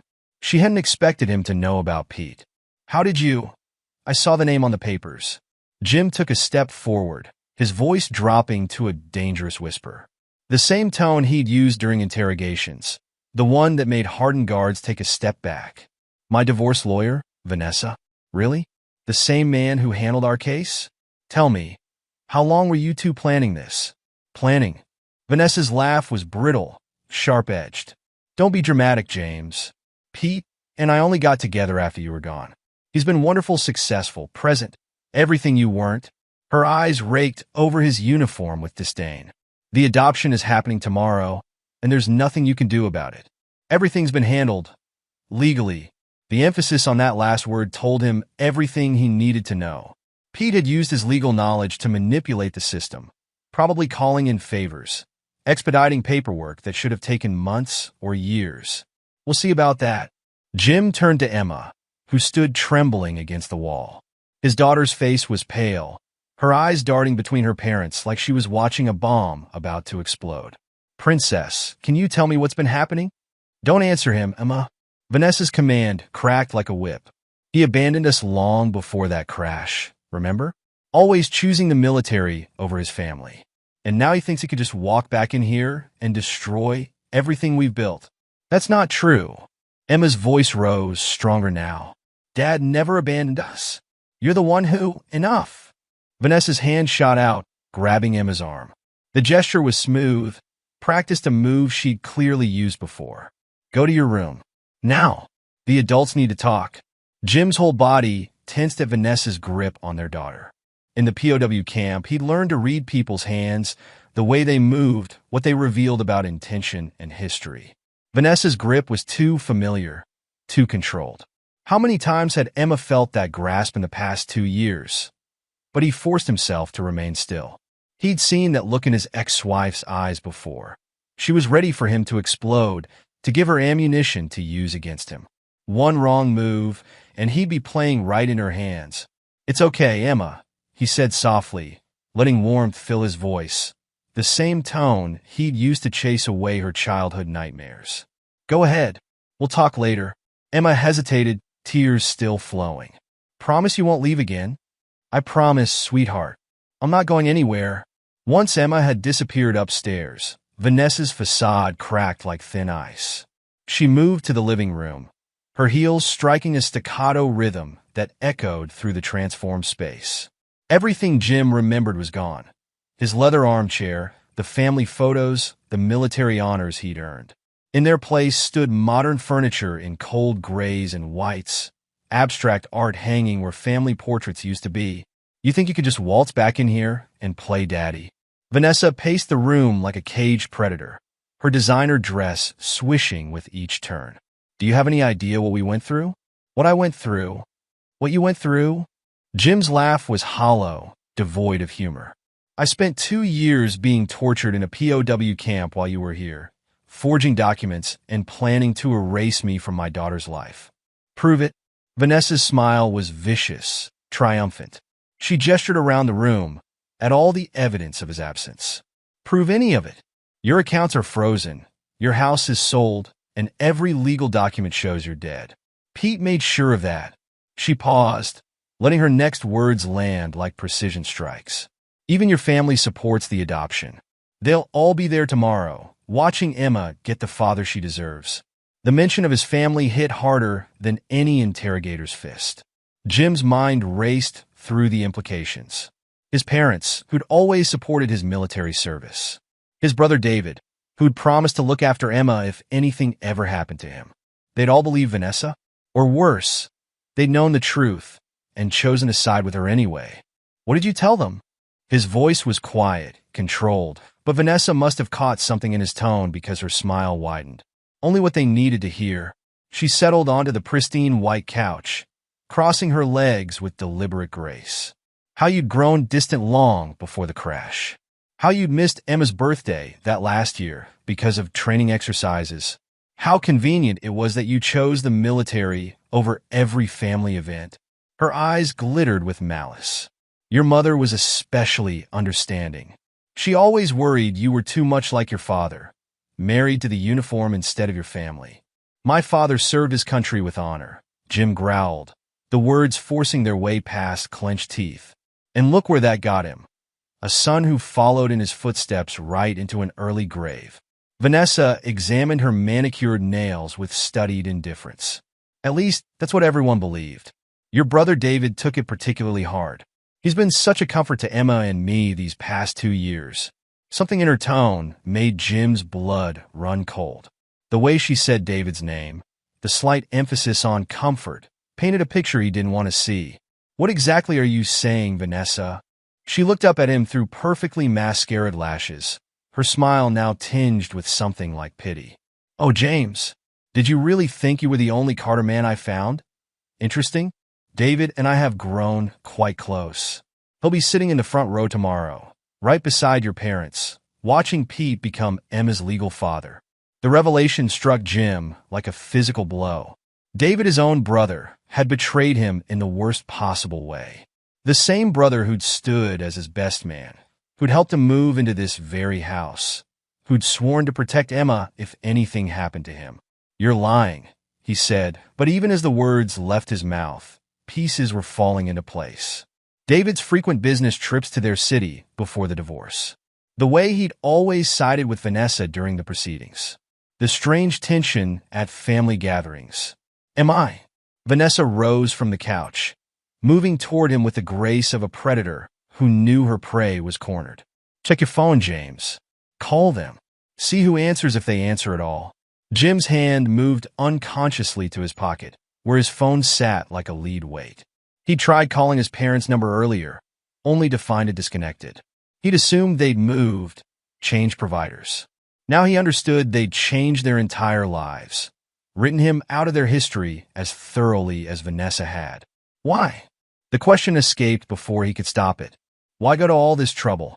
You had the divorce. You had primary custody. Why wasn't that enough? Because you were always there, haunting us. Vanessa's voice hardened. In Emma's eyes, every time she looked at old photos. In your parents' constant questions about when you'd call next. In every military benefit check that reminded me I was still tied to you. She stepped closer, her perfume overwhelming. When that plane went down, it was like a gift, a chance to start fresh, to give Emma the life she deserves with a father who puts her first, who's actually present. Pete Holloway? Jim's voice dripped with contempt. The man who helped you strip me of my rights during the divorce? Pete understands the value of family, Vanessa snapped. He builds things, James. Creates security. All you ever did was destroy our marriage, our stability, Emma's chance at a normal life. Jim stood in silence, absorbing every word, every gesture, every revelation. His military training had taught him to gather intelligence, to read between lines, to find weaknesses in enemy defenses.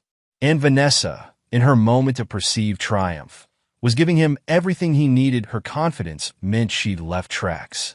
The forged documents, the rushed legal proceedings, the manipulation of his family, it all required coordination, documentation, proof.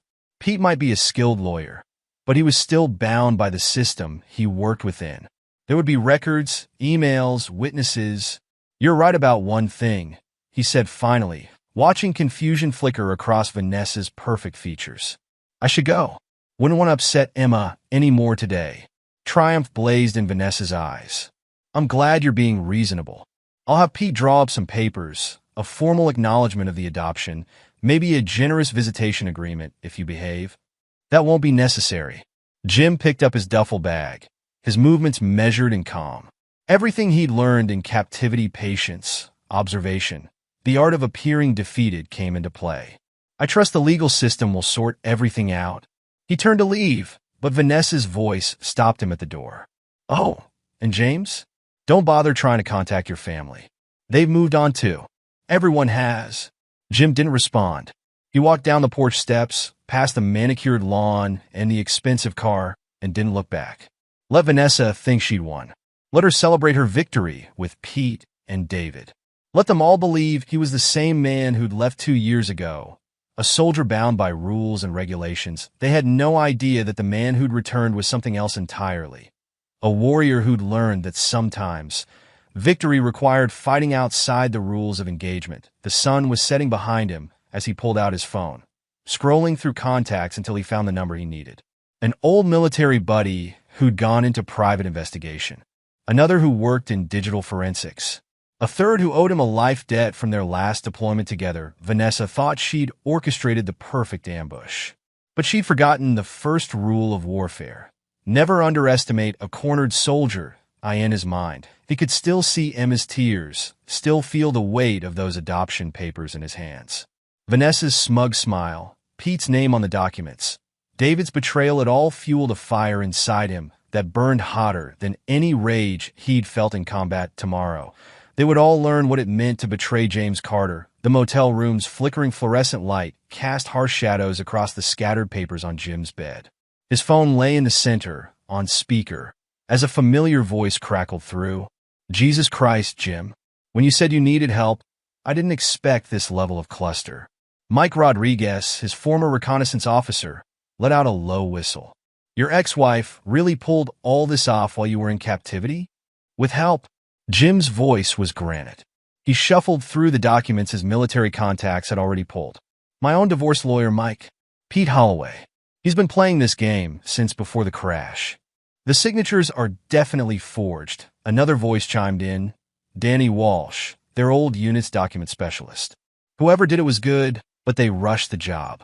Look at the termination papers I just sent you. The strokes are mechanical.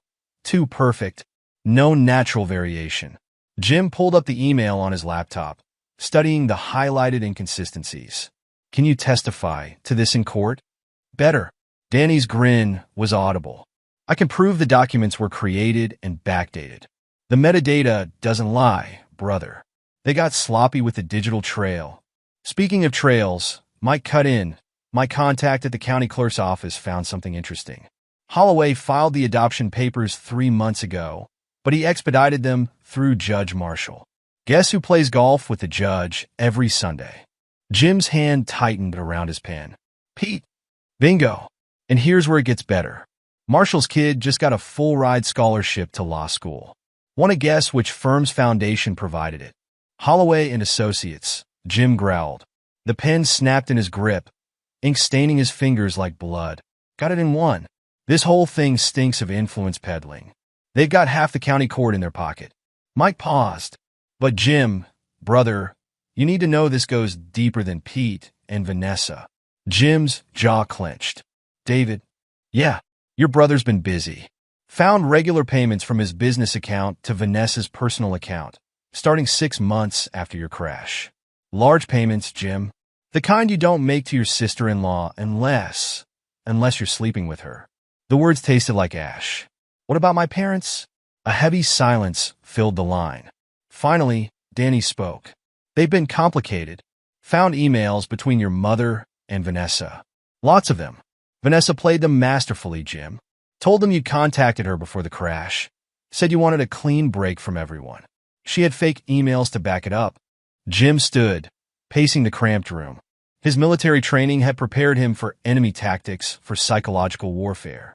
But this was a different kind of battle entirely. The phone buzzed with a new message. That's from Kelly in Digital Forensics, Mike said.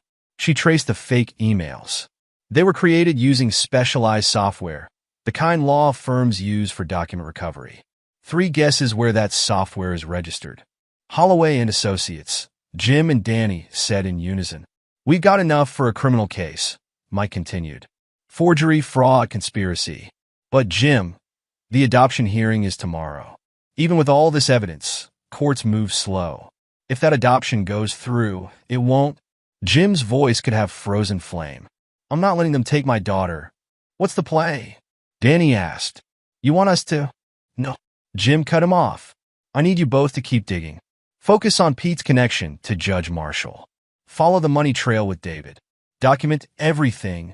He paused, staring at Emma's school photo on his laptop screen. I'll handle tomorrow myself. Jim. Mike's voice carried a warning. Don't do anything stupid. These people, they're not enemy combatants. You can't treat this like a military operation. A cold smile crossed Jim's face. That's exactly what they're counting on, Mike. They think they're dealing with the same man who left 2 years ago. A soldier who follows rules and regulations. He looked at his reflection in the motel window harder, leaner, scarred by war and betrayal. They have no idea what I became in that prison camp. The park 3 blocks from Emma's school hadn't changed. Same old oak trees, same worn benches, same rusty swings creaking in the evening breeze. Jim sat on their old bench, the one where he used to help Emma with her math homework, and waited. His phone vibrated. A text from an unknown number. On my way. Made sure I wasn't followed. 5 minutes later, Emma appeared around the corner, still in her school uniform, her backpack clutched tight against her chest like armor. Her eyes darted nervously as she approached. Dad. Her whisper carried across the empty park. Jim stood slowly, keeping his movements calm and open. It's me, Princess. Thank you for coming. Emma crashed into him, her arms wrapping around his waist with desperate strength. Mom's going crazy at home, she said into his shirt. She's been on the phone all day with Pete and Uncle David. They know you're not going away. No, I'm not. Jim stroked her hair, noting how she trembled. But I need your help, Emma. I need to know everything that's happened these past 2 years. Emma pulled back, wiping her eyes. Where do I start? Tell me about the day they told you about the crash. I was at school. Emma sank onto the bench, her fingers picking at a loose thread on her skirt. Mom picked me up early. She was crying. I'd never seen her cry before, not even during the divorce. She said there'd been an accident, that your plane went down. Her voice hardened. But it was all fake, wasn't it? The tears, the grief counseling, everything. Jim sat beside her. What about Pete? When did he start coming around? About 6 months after. Mom said he was just helping with legal stuff at first. Then he started showing up for dinner. Bringing gifts. Emma's lip curled. Expensive ones like he was trying to buy me. The worst part was how he'd talk about you like he was somehow doing you a favor by taking care of us. And Uncle David? Emma's face darkened. He changed after you, after we thought you died. Started visiting more, staying late. I caught him kissing Mom in the kitchen once. When I confronted her, she said I was imagining things. She looked up at Jim, her eyes haunted. I wasn't imagining it, was I? No, sweetheart. You weren't. Jim fought to keep his voice steady. What about your grandparents? Grandma and Grandpa visit every Sunday now. Emma hesitated. They talk about you differently. Like you were troubled, unhappy. Mom showed them email said you wanted to leave us even before the crash. I tried to tell them it wasn't true, but they believed her. They said I was too young to understand. Jim's hands clenched. Emma, I need you to know something. Those emails were fake. Everything they told you about me, wanting to leave, it was all lies. I know. Emma's voice was fierce. I never believed it, not really. You promised you'd always come back to me, and you did. She reached in her backpack, pulling out a manila envelope. That's why I brought these. Jim opened the envelope. Inside were photos, dozens of them. Him and Emma at her soccer games, birthday parties, school plays. Photos he thought Vanessa had destroyed. I hid them, Emma explained. When Mom started throwing out your things, I saved what I could. But there's more. She pulled out a small notebook. I wrote down everything. Dates when Pete visited, phone calls I overheard, times when Uncle David would show up late at night. I knew something was wrong, even if no one would believe me. Pride swelled in Jim's chest. His daughter, his brilliant, observant daughter, had been fighting her own silent war all along. There's something else. Emma's voice dropped to a whisper. Yesterday, after you left, I heard Mom and Pete arguing in his home office. Pete was mad, really mad. He said something about loose ends and damage control. Then he made a call to someone named Marshall about moving up the hearing. Jim leaned forward. Did you hear anything else? Pete said he had everything in his office safe. Something about original documents that could ruin everything if anyone found them. Emma's eyes met his. The safe's behind the painting in his office, the ugly modern one with the red squares. I've seen him open it late at night when he thinks everyone's asleep. Jim pulled his daughter close, pressing a kiss to her forehead. You're amazing, you know that? But Emma, tomorrow at the hearing, I know. She straightened her shoulders, looking so much like the soldier's daughter she was. I have to pretend I don't know anything. Act like everything's normal until you're ready. It won't be for long, Jim promised. But I need you to be brave for just a little while more. Can you do that? Emma nodded. Just promise me one thing? Anything. When this is over. Her voice wavered. Make them pay. All of them. Even Uncle David. Jim cupped her face in his hands, seeing in her eyes the same steel that had kept him alive in that prison camp. They'll pay Princess. Every last one of them. The security system panel at Holloway and Associates glowed red in the darkness. 11:47 p.m. Jim studied the keypad, remembering Emma's words. Pete always uses important dates as passwords. Mom's birthday, their anniversary, stuff like that. You sure about this? Mike's voice crackled through Jim's earpiece. Breaking into a law office that's not exactly legal warfare. Neither is forging documents to steal someone's daughter. Jim punched in a sequence of numbers. The panel remained red. They crossed that line first. He tried another combination, the date of Pete and Vanessa's first public appearance together, according to Emma's notebook. The light turned green. I'm in, Jim whispered, easing the door open. Keep an eye on the street. Security guard makes his rounds every 20 minutes, Mike replied. You've got 17 before the next one. The office's layout was exactly as Emma had described. Modern art lined the walls, pretentious pieces that probably cost more than most people made in a year. Jim moved silently past empty cubicles toward the corner office with its mahogany door and gold nameplate. Peter Holloway, senior partner. The door was locked, but that hardly mattered. 2 years in a prison camp had taught him more than just patience inside. Moonlight filtered through floor-to-ceiling windows, casting shadows across Pete's massive desk. Family photos covered one wall, photos that made Jim's blood boil. Pete with Emma at her school play. Pete teaching Emma to ride a bike. Pete and Vanessa at charity galas, perfect smiles for the cameras. They've been building their life piece by piece, photo by photo, the painting with red squares, Jim muttered, scanning the walls. They're an abstract monstrosity that probably cost more than his military pension. Behind it, just as Emma had said, was a wall safe. 12 minutes. Mike warned. Jim's fingers moved over the safe's keypad. What would a man like Pete choose? Not family birthdays. He wants something less obvious for his private safe. Professional achievements, maybe. The date Pete made partner. The safe clicked open. Inside were stacks of documents, USB drives, and a laptop. Jim worked quickly, photographing everything with the specialized camera Mike had provided. Adoption papers, emails, bank statements, the evidence of their conspiracy laid bare. Then he saw it. A folder marked Carter, original documents. Inside were the real papers.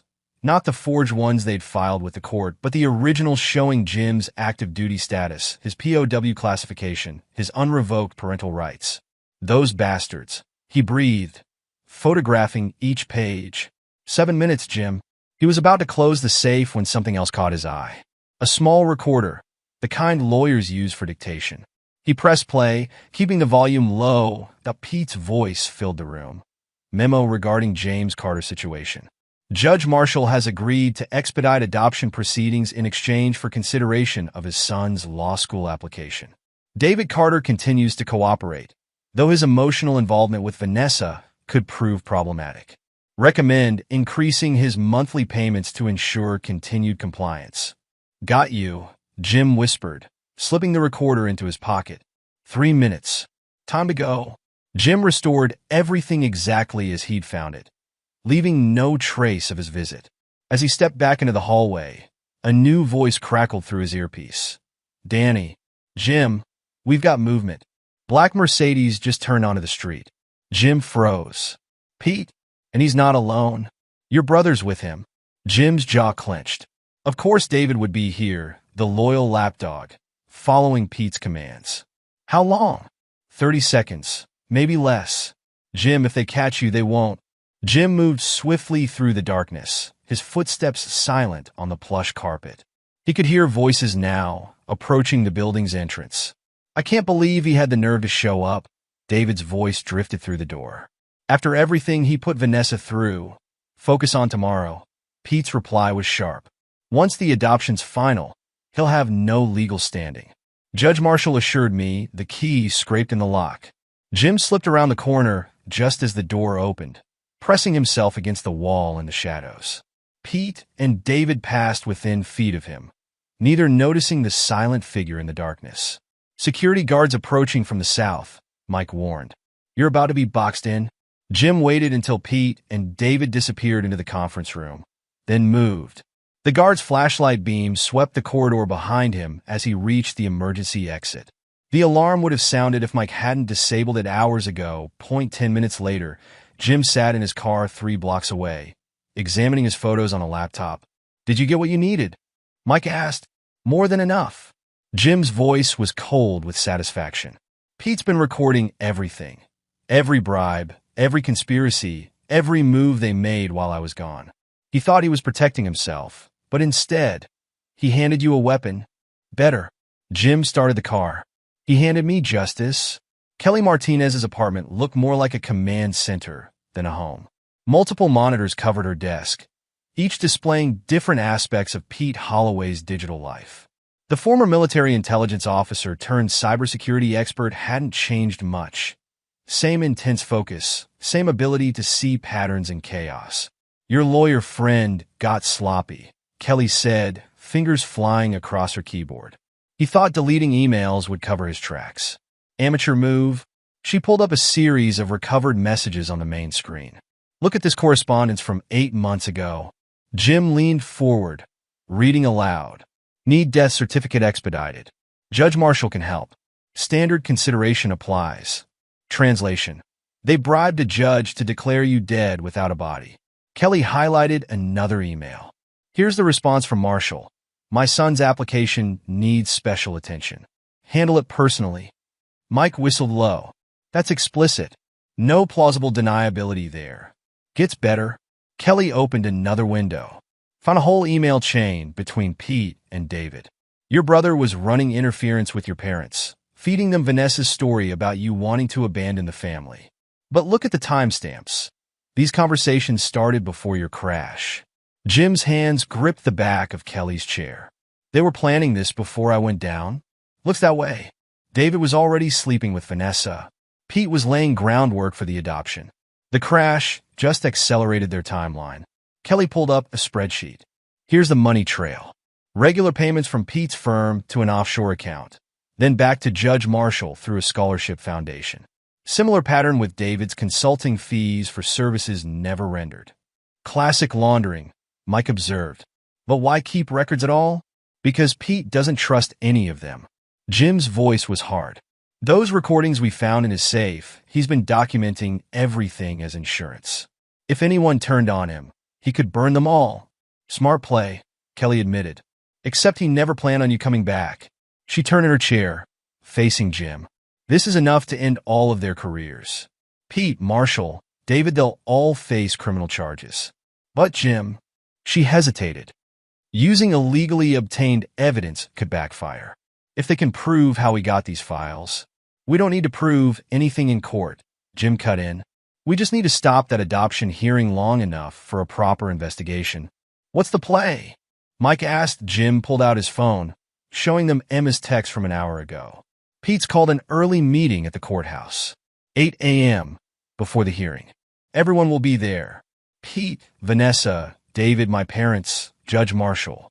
One big happy family, planning their final victory.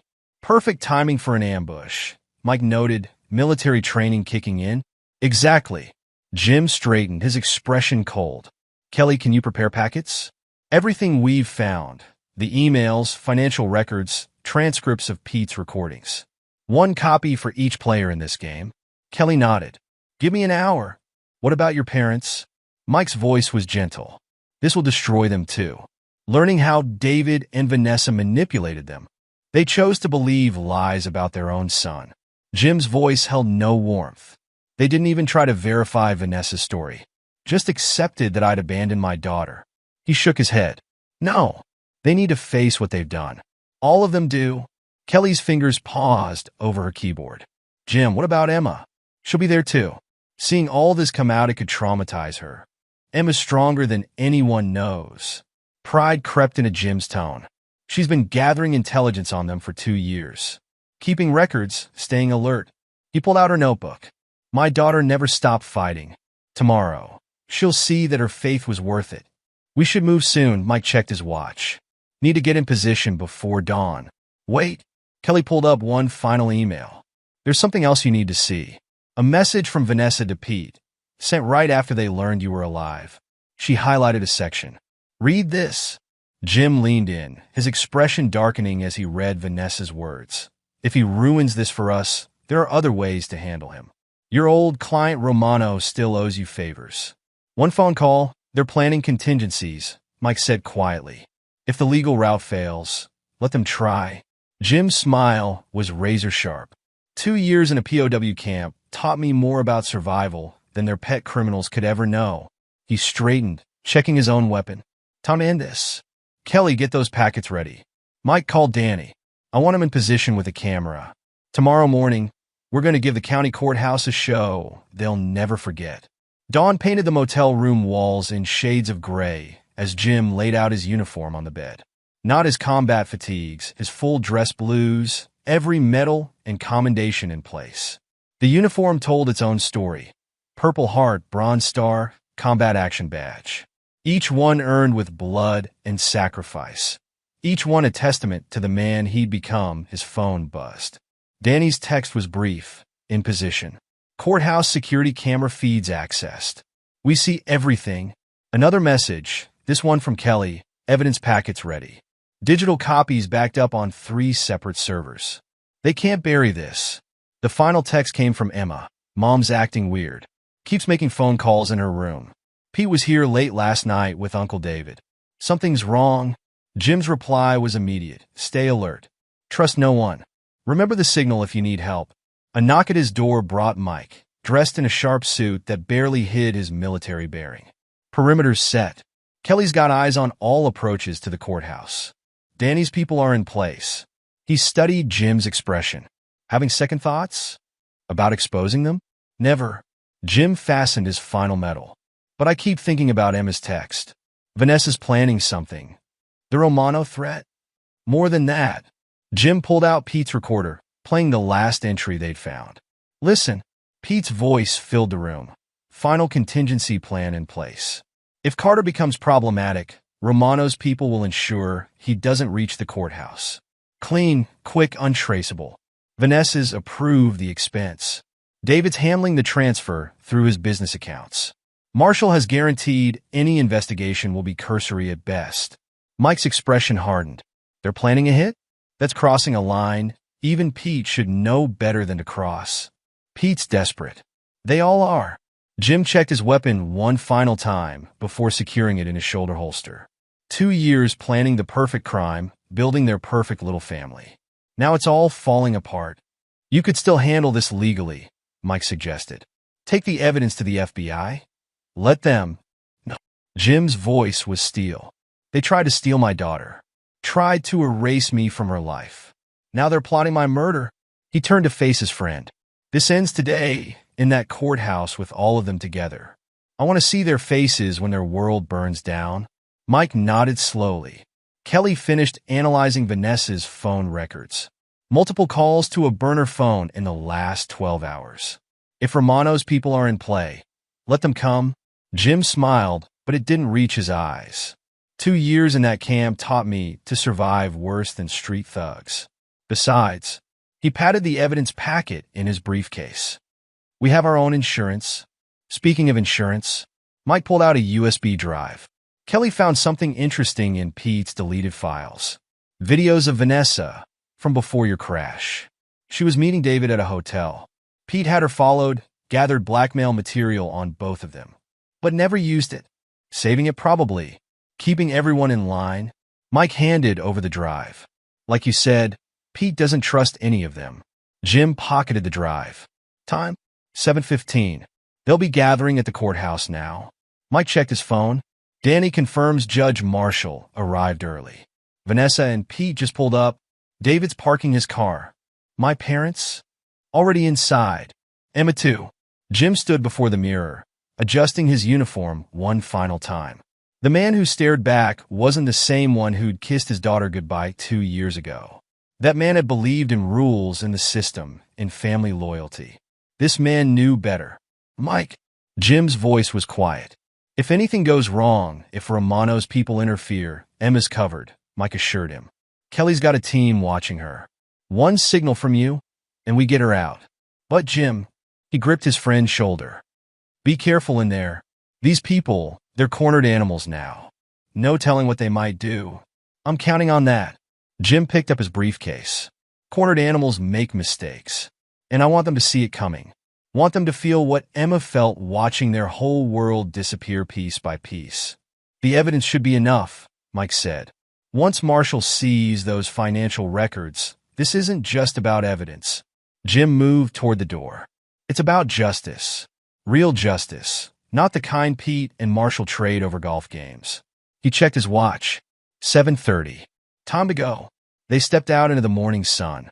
The courthouse loomed ahead, its stone facade a monument to the law Pete had twisted to his own ends. Soon those steps would witness another kind of justice, the kind forged in combat, tempered by betrayal, and delivered by a father who'd crawled through hell to save his daughter. You know what Emma said to me in the park? Jim's voice carried across the parking lot.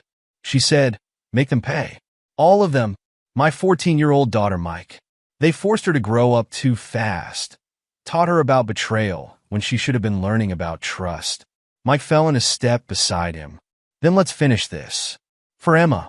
Jim nodded once, his expression set like granite.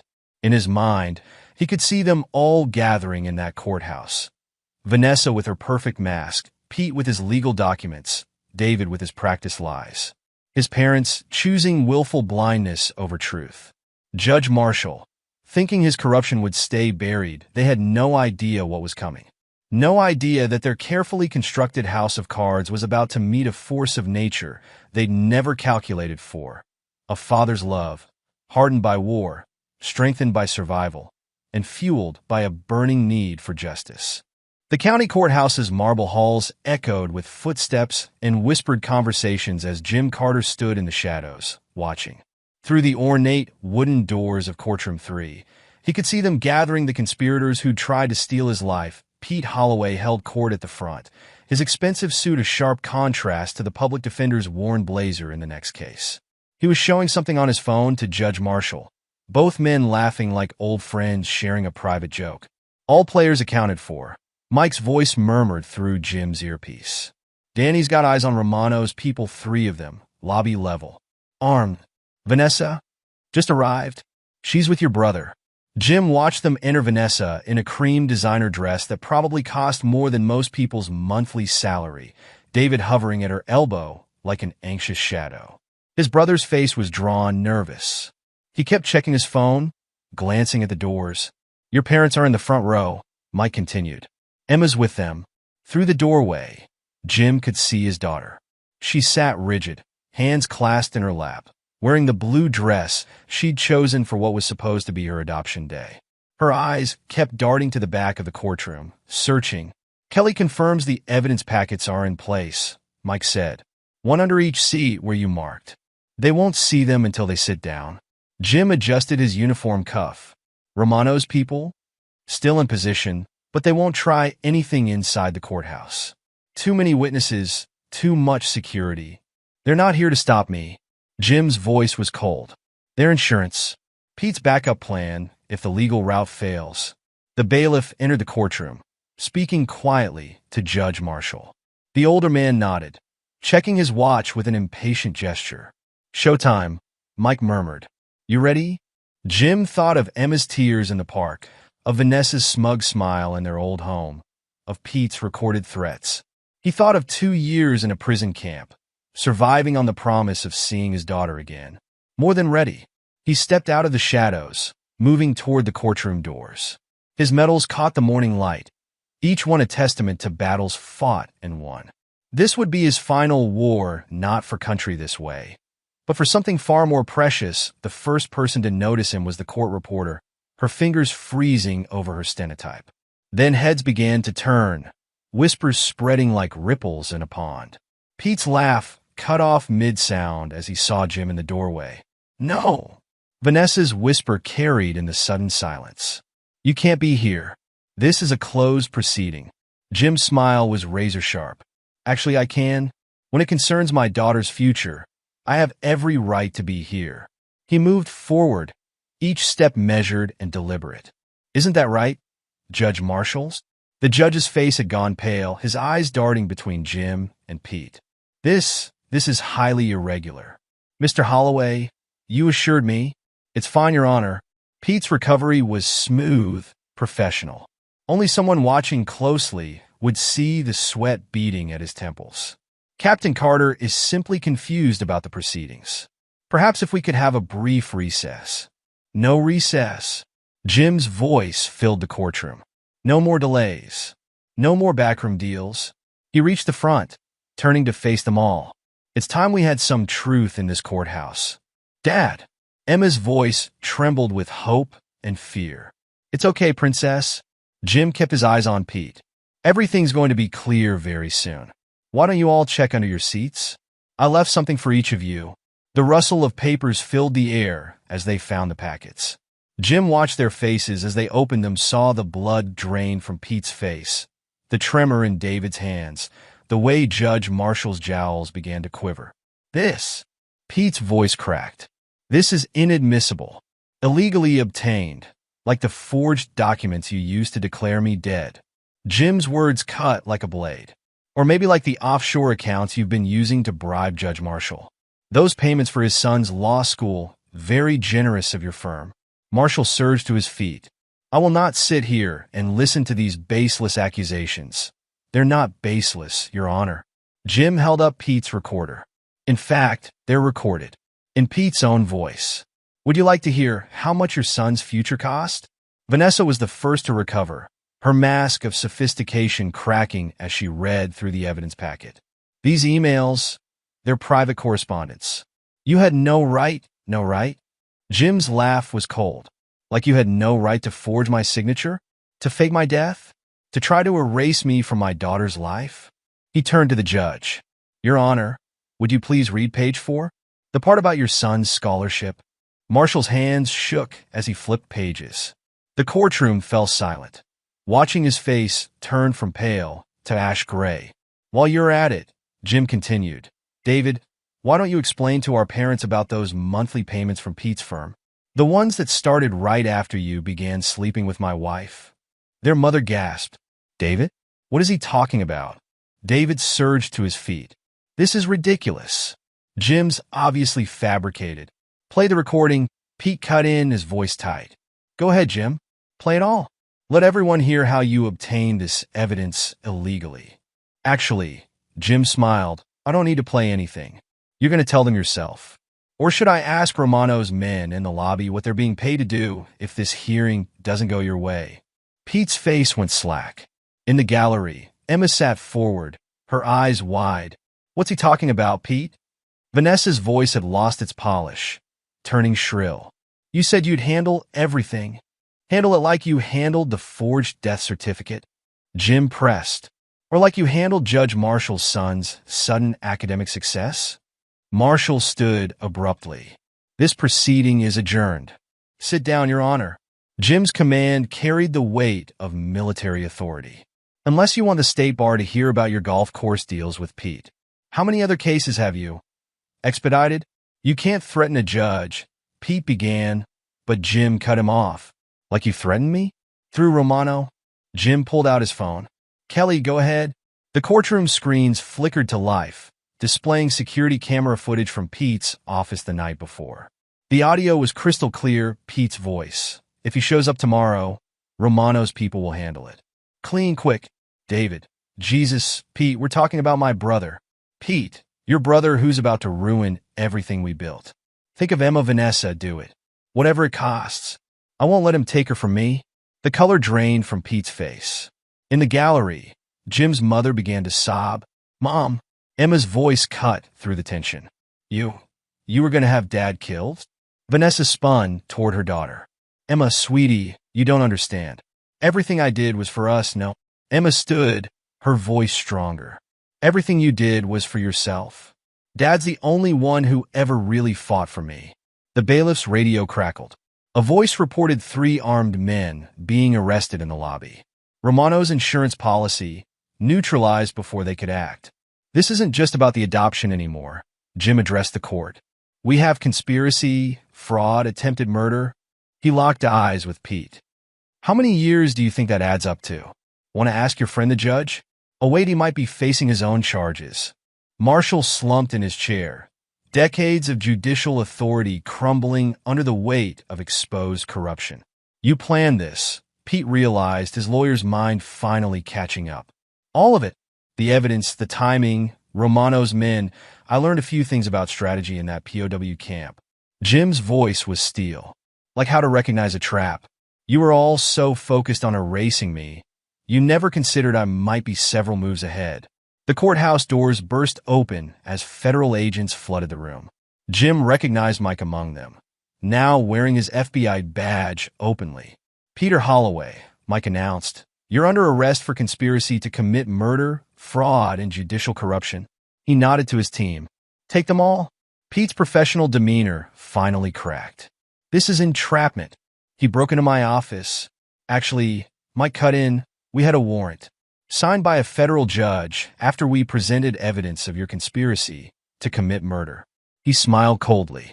Those conversations with Romano? All recorded. Turns out he's been working with us for months.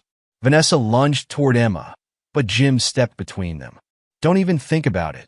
She's my daughter. Vanessa's mascara ran as tears streaked her perfect makeup. Everything I did was to protect her. Protect her? Emma stood, her voice ringing through the chaos. You lied to me every single day. Told me Dad abandoned us. Tried to make me call Pete father. And now her voice broke. You were going to have Dad killed? Emma, please, Vanessa begged. You don't understand. I understand perfectly. Emma moved to stand beside Jim. Dad survived a POW camp to come back to me. You survived nothing. You just lied and manipulated and destroyed everything good in our lives. As agents led Pete away in handcuffs, he turned to David. Call my partner.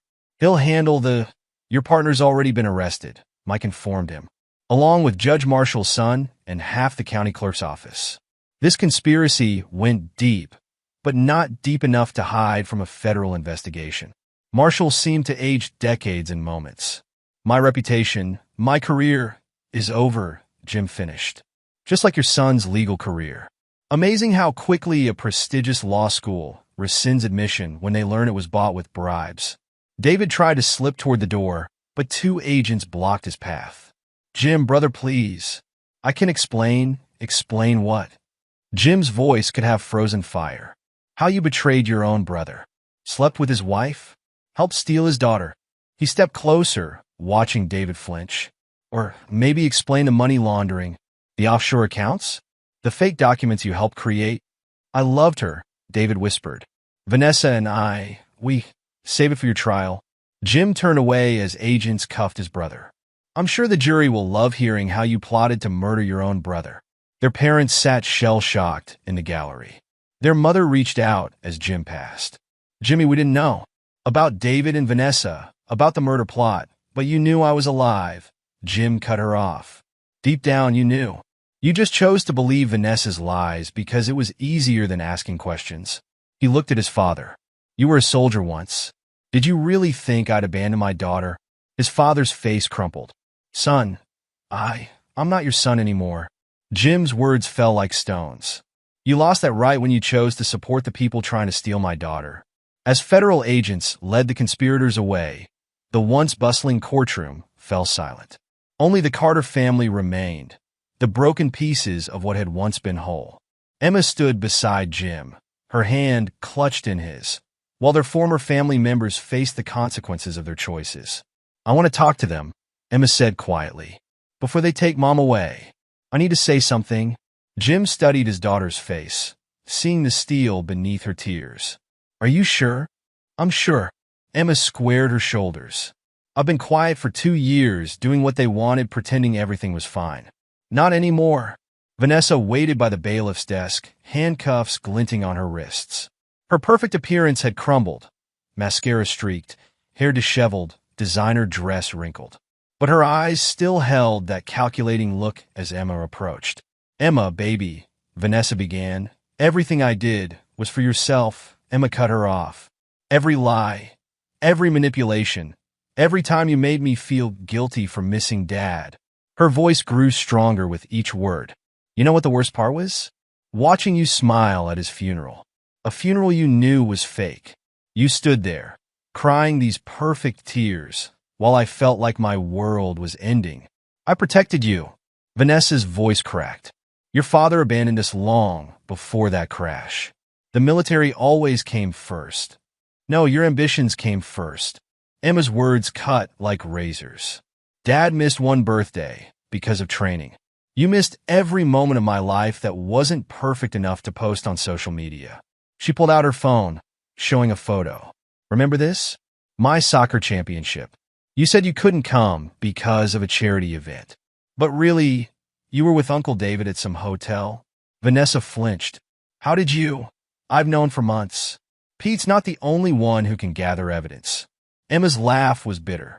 "Did you really think I didn't see what was happening? The secret phone calls?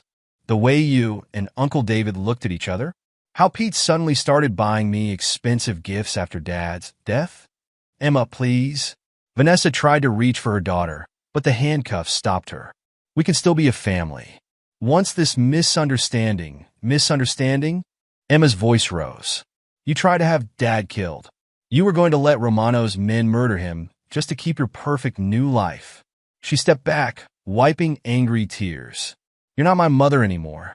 A real mother would die to protect her child's father, not try to kill him." Across the room, David watched the exchange, his own handcuffs preventing him from intervening. Jim approached his brother, seeing the fear flash in David's eyes. "Happy now, David?" Jim's voice was quiet, controlled. "You got what you wanted, Vanessa. My house, my life. How does it feel, knowing it's all built on lies?" "Jim, please." David's voice shook. "You don't understand what it was like. Watching you have everything: the perfect wife, the perfect daughter, the military hero everyone admired. I was always in your shadow, So you decided to steal my life instead of building your own. Jim's laugh was hollow. You could have had anything, David. A career, a family, success. Instead, you chose to destroy mine. I loved her, David whispered. Vanessa and I, it started before your crash. We never meant to get caught. Jim finished. To have your murder plot exposed? To face consequences for once in your privileged life. He leaned closer, voice dropping. 2 years in that POW camp, I had one thought keeping me alive, getting back to my daughter. You had one job, protect her if anything happened to me. Instead, you betrayed everything. Family, honor, basic human decency. Their parents approached cautiously, their mother's tears falling freely. Please, she begged. We're still family. We can fix this. Fix what? Jim turned to them. Fix how you believed I'd abandoned my child? Fix how you supported the woman who tried to erase me from Emma's life? Fix how you stood by while your other son seduced my wife and plotted my murder? We thought. His father struggled for words. The emails, the evidence Vanessa showed us. You thought it was easier to believe lies than ask questions, Jim finished. Easier to accept a convenient story than fight for the truth. He straightened his uniform. Well, now you have your truth. How does it taste? As the last police car pulled away from the courthouse, carrying Vanessa and Pete to their well-deserved fate, Jim stood with Emma on the stone steps. The morning sun had burned away the fog, leaving the sky a perfect, clear blue. What happens now? Emma asked, her voice small but steady. She still held his hand. As if afraid he might disappear again, Jim squeezed her fingers gently. Now we go home. Home. Emma looked up at him. Our old house is sold. I know. Jim smiled. But I've been busy this past week. Mike helped me find a place, a new house, just for us. It's not far from your school, has a big backyard. He paused. That is, if you want to live with me. Emma's eyes filled with tears, but this time they were different tears of relief, of joy. More than anything, Mike approached, tucking his FBI badge away. Everything's secured. Pete and Vanessa are being processed downtown. David's headed to federal detention. Judge Marshall's agreed to cooperate in exchange for consideration during sentencing. The evidence packets? Jim asked. Copies are already with the U.S. Attorney's Office. Kelly's sending everything to the State Bar Association and Judicial Review Board. Mike grinned. Pete's law firm is imploding as we speak. Seems a lot of his other cases are being reviewed now. Emma tugged Jim's sleeve. What about Mom's threats? Romano's people? Already handled, Mike assured her. Romano flipped on Pete as soon as we showed him the evidence. Turns out he wasn't keen on adding attempted murder of a decorated veteran to his record. He checked his phone. Kelly's team is dismantling their financial network as we speak. By sunset, every account, every asset will be frozen. Jim nodded. And my military benefits? Being restored right now. Full back pay, plus compensation for the fraudulent death declaration. Mike's expression softened. The JAG office is personally overseeing it. Seems they take a dim view of civilians trying to erase a pal's existence. Dad. Emma's voice drew their attention. She pointed across the courthouse plaza, where Jim's parents stood uncertainly by their car. They want to talk to you? Jim's jaw tightened, but Emma squeezed his hand. They were wrong, she said quietly. Really wrong, but they're still our family. And they chose us in the end. After a long moment, Jim nodded. They walked over together, father and daughter united. His mother stepped forward, age and grief evident in her face. We don't deserve forgiveness, she began. No, Jim agreed. You don't. But we'd like a chance, his father added. To be grandparents again. To make amends. Jim looked down at Emma, seeing his own strength reflected in her eyes. That's not my decision anymore. Emma's old enough to choose who she wants in her life. He met his parents' gaze. But if she gives you a chance, you'd better not waste it. Emma studied her grandparents for a long moment. Sunday dinners, she finally said. Once a month. We can start there. Relief flooded their faces. His mother stepped forward as if to hug them, but stopped herself, understanding that trust would need to be rebuilt slowly. We should go, Jim said. The new house is waiting. As they walked to his car, Emma suddenly laughed. "What?" Jim asked. "I just remembered something." She pulled out her notebook, the one where she documented everything. All those times Mom and Pete were scheming, they never knew I was gathering intelligence. Just like you taught me before you deployed. Pride swelled in Jim's chest. "That's my girl. Always thinking ahead. Like father, like daughter." Emma's smile faded slightly. "Dad, are you really never going to forgive them? Any of them?" Jim helped her into the car, considering his answer carefully. "Forgiveness is complicated, princess. Right now, I'm focused on our future, not their past choices. You started the engine. They made their decisions. Now they face the consequences." "Good," Emma said firmly, "because I don't forgive them either. Not yet. Maybe not ever." Jim pulled away from the courthouse, watching in the rearview mirror as the building shrank into the distance. 2 years of pain, betrayal, and separation fell away with each mile. "You know what I missed most in that POW camp?" he asked as they drove toward their new home. "What?" "Our talks. Just like this. You telling me about your day, sharing your thoughts." He smiled. "You've grown so much, Emma. Stronger, smarter, braver than I could have imagined. I'm so proud of you." Emma leaned against his shoulder, like she used to do on long car rides when she was small. "I always knew you'd come back for me, Dad. Always." The sun was setting as they pulled into the driveway of their new house. It wasn't as large as their old one, but it was theirs a fresh start, unburdened by painful memories. "Home," Jim said softly. Emma took his hand as they walked to the front door. "Home," she agreed behind them. The day's shadows lengthened, taking with them the last remnants of Vanessa's schemes, Pete's corruption, and David's betrayal. Tomorrow would bring new challenges, custody arrangements to formalize, legal proceedings to attend, a life to rebuild, but for now, a father and daughter stood on their porch, together again, unbreakable. And in the quiet of the evening, Emma whispered the words Jim had crossed through hell to hear. "I always knew you'd come back for me, Dad." "Always," Jim replied, and this time, it wasn't just a promise. It was their future. Story 4. I met Agnes in the 9th grade, started dating her, and we were pretty much an established couple from the 10th grade on. We had no problems all the way through high school, and cliché of all clichés, we exchanged our cleanest the night of the senior prom. After uncovering the realm of closeness, we embraced every opportunity. Marriage discussions had been ongoing since the 11th grade, and we had made the decision to wait until college completion before officially getting married. College brought about a transformation in Aggie. In high school, our peers acknowledged our relationship, ensuring that Aggie was left undisturbed by the guys. However, this dynamic changed when we entered college. Although some familiar faces from high school were present, the majority of students came from different places. In this new environment, the guys no longer saw Aggie as exclusively mine. Instead, they perceived her as a desirable female, subject to constant attention. I was aware of the situation, but there wasn't much I could do. With different majors and classes, our interactions were limited to the evenings after classes and after I finished work. The attention had an impact on Aggie, making her more flirty.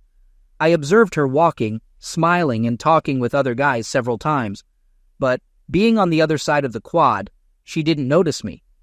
Twice, while taking a shortcut through the student union, I spotted Aggie in the cafeteria with a guy and once with 2 of them. It only dawned on me much later that I never saw her with other girls.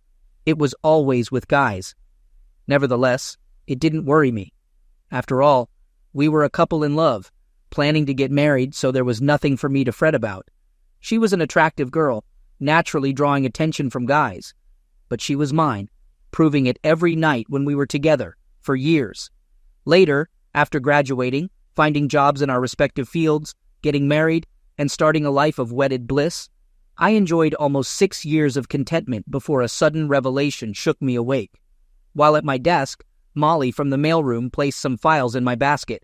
As I examined the top one, I wondered why it had been routed to me, given that it concerned an account handled by Wally Bergman, an old classmate from high school and college. Midway through, I discovered a major error, realizing the projections were off by almost $3 million. As I reached for my calculator, Wally rushed into my office, urgently seeking the file for a presentation to Apex. I showed him the error, and he appeared visibly concerned about the mistake. He expressed the urgency of revising it swiftly to avoid any potential consequences. Subsequently, he took the file and left hastily to make the necessary adjustments. It was Thursday, and Aggie always worked late to finalize payroll for the Friday payday. Following my routine, I visited Bud's bar after work for his half-pound ground round and a couple of beers before heading home. Completing my burger and starting my second beer, Wally entered, spotted me, and joined me in my booth. He ordered a beer from Sue and asked her to bring me the bill, mentioning it was a gesture of gratitude for helping him preserve his job earlier that day. I accepted without argument, considering it wasn't a substantial amount. We talked about work, covering various subjects such as whether we had seen certain individuals or heard about recent events. Then, Wally brought up a delicate matter. He expressed his view that I was a nice person and questioned why I tolerated Aggie's behavior. I was confused and told him I didn't understand what he meant. He persisted, asking why I allowed Aggie to behave the way she did. My puzzled response prompted him to realize that I was unaware of something significant. As he attempted to leave, I stopped him and insisted that he stay. I urged him not to leave after dropping such a bombshell. I asked him to sit back down and explain further. Wally complied, expressing his uncertainty and shock that I hadn't been aware of the situation for the past 10 years. When I asked him what he meant, he revealed that Aggie had a questionable reputation. I was too stunned to respond. Wally apologized, regretting that he had brought it up. However, I insisted that he continue and provide more details. He admitted to knowing about Aggie's behavior since high school and confessed his involvement with her. Shocked by this revelation, I insisted that he tell me everything from the beginning without leaving out any details. The unfolding story shocked me, not just the content, but the realization that it had been happening for over 10 years without my knowledge. 2 weeks after senior prom, Wally walked into his cousin George's house, finding George and Aggie together. They both saw him, and since neither objected, he undressed and waited his turn. They took turns until Aggie stopped and said she had to clean up before meeting me after my part-time job at Jessup's Market. Wally and George continued their encounters whenever I was at work. After George got serious with Melody Martin, Aggie was involved with Wally for a while. Then, finding her with Mike Bella and Justin Walsh, Wally joined in. The three of them continued until she had to stop for our meeting. Wally shared her with several others, and she had participated in group encounters with more than a half-dozen guys.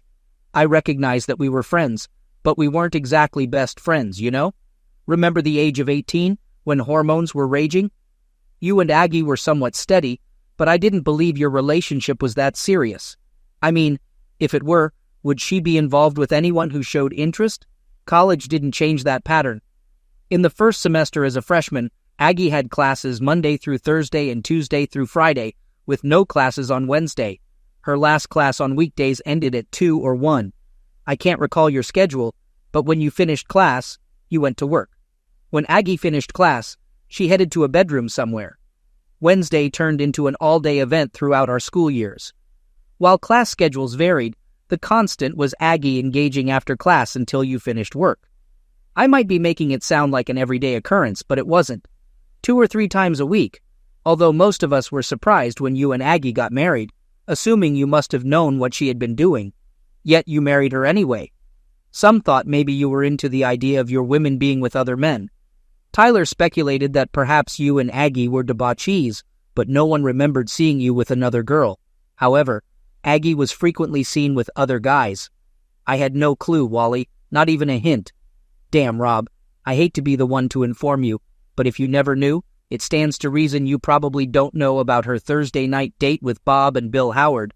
On the Tuesdays you bowl, she sees Mark Willard. I'm not sure who else she sees or when, but it's a sure bet that whenever you're off doing something, so is Aggie. It may not matter much, but I stopped being involved with her when you got married. A single woman is one thing, but messing around with a married woman is a whole different situation. I'm not sure what to say, Wally, and I don't know what I'm going to do, but I'm definitely going to take some action. I finished my beer, stood up to leave, and turned to Wally. Thanks, Wally. Thanks for the burger, the beer, and for helping me gain clarity as I drove home. As I pondered Wally's revelations, I questioned whether to believe him. On one hand, I thought, no way. Aggie loves me, and she wouldn't betray me. On the other hand, why would Wally lie to me? I had to finally admit to myself that he wouldn't. He knew I'd verify what he told me, and if he had lied, how could we continue working together? The answer was, we couldn't, and Wally knew it. Working with him, aware of him and Aggie, would be challenging, but we'd eventually overcome it. I remembered the teenage years with hormones running high. If some other guy's girl offered back then, and I didn't have Aggie, I might have taken it. The real question now was, what the hell do I do, Rob? I didn't know that Aggie and I were finished.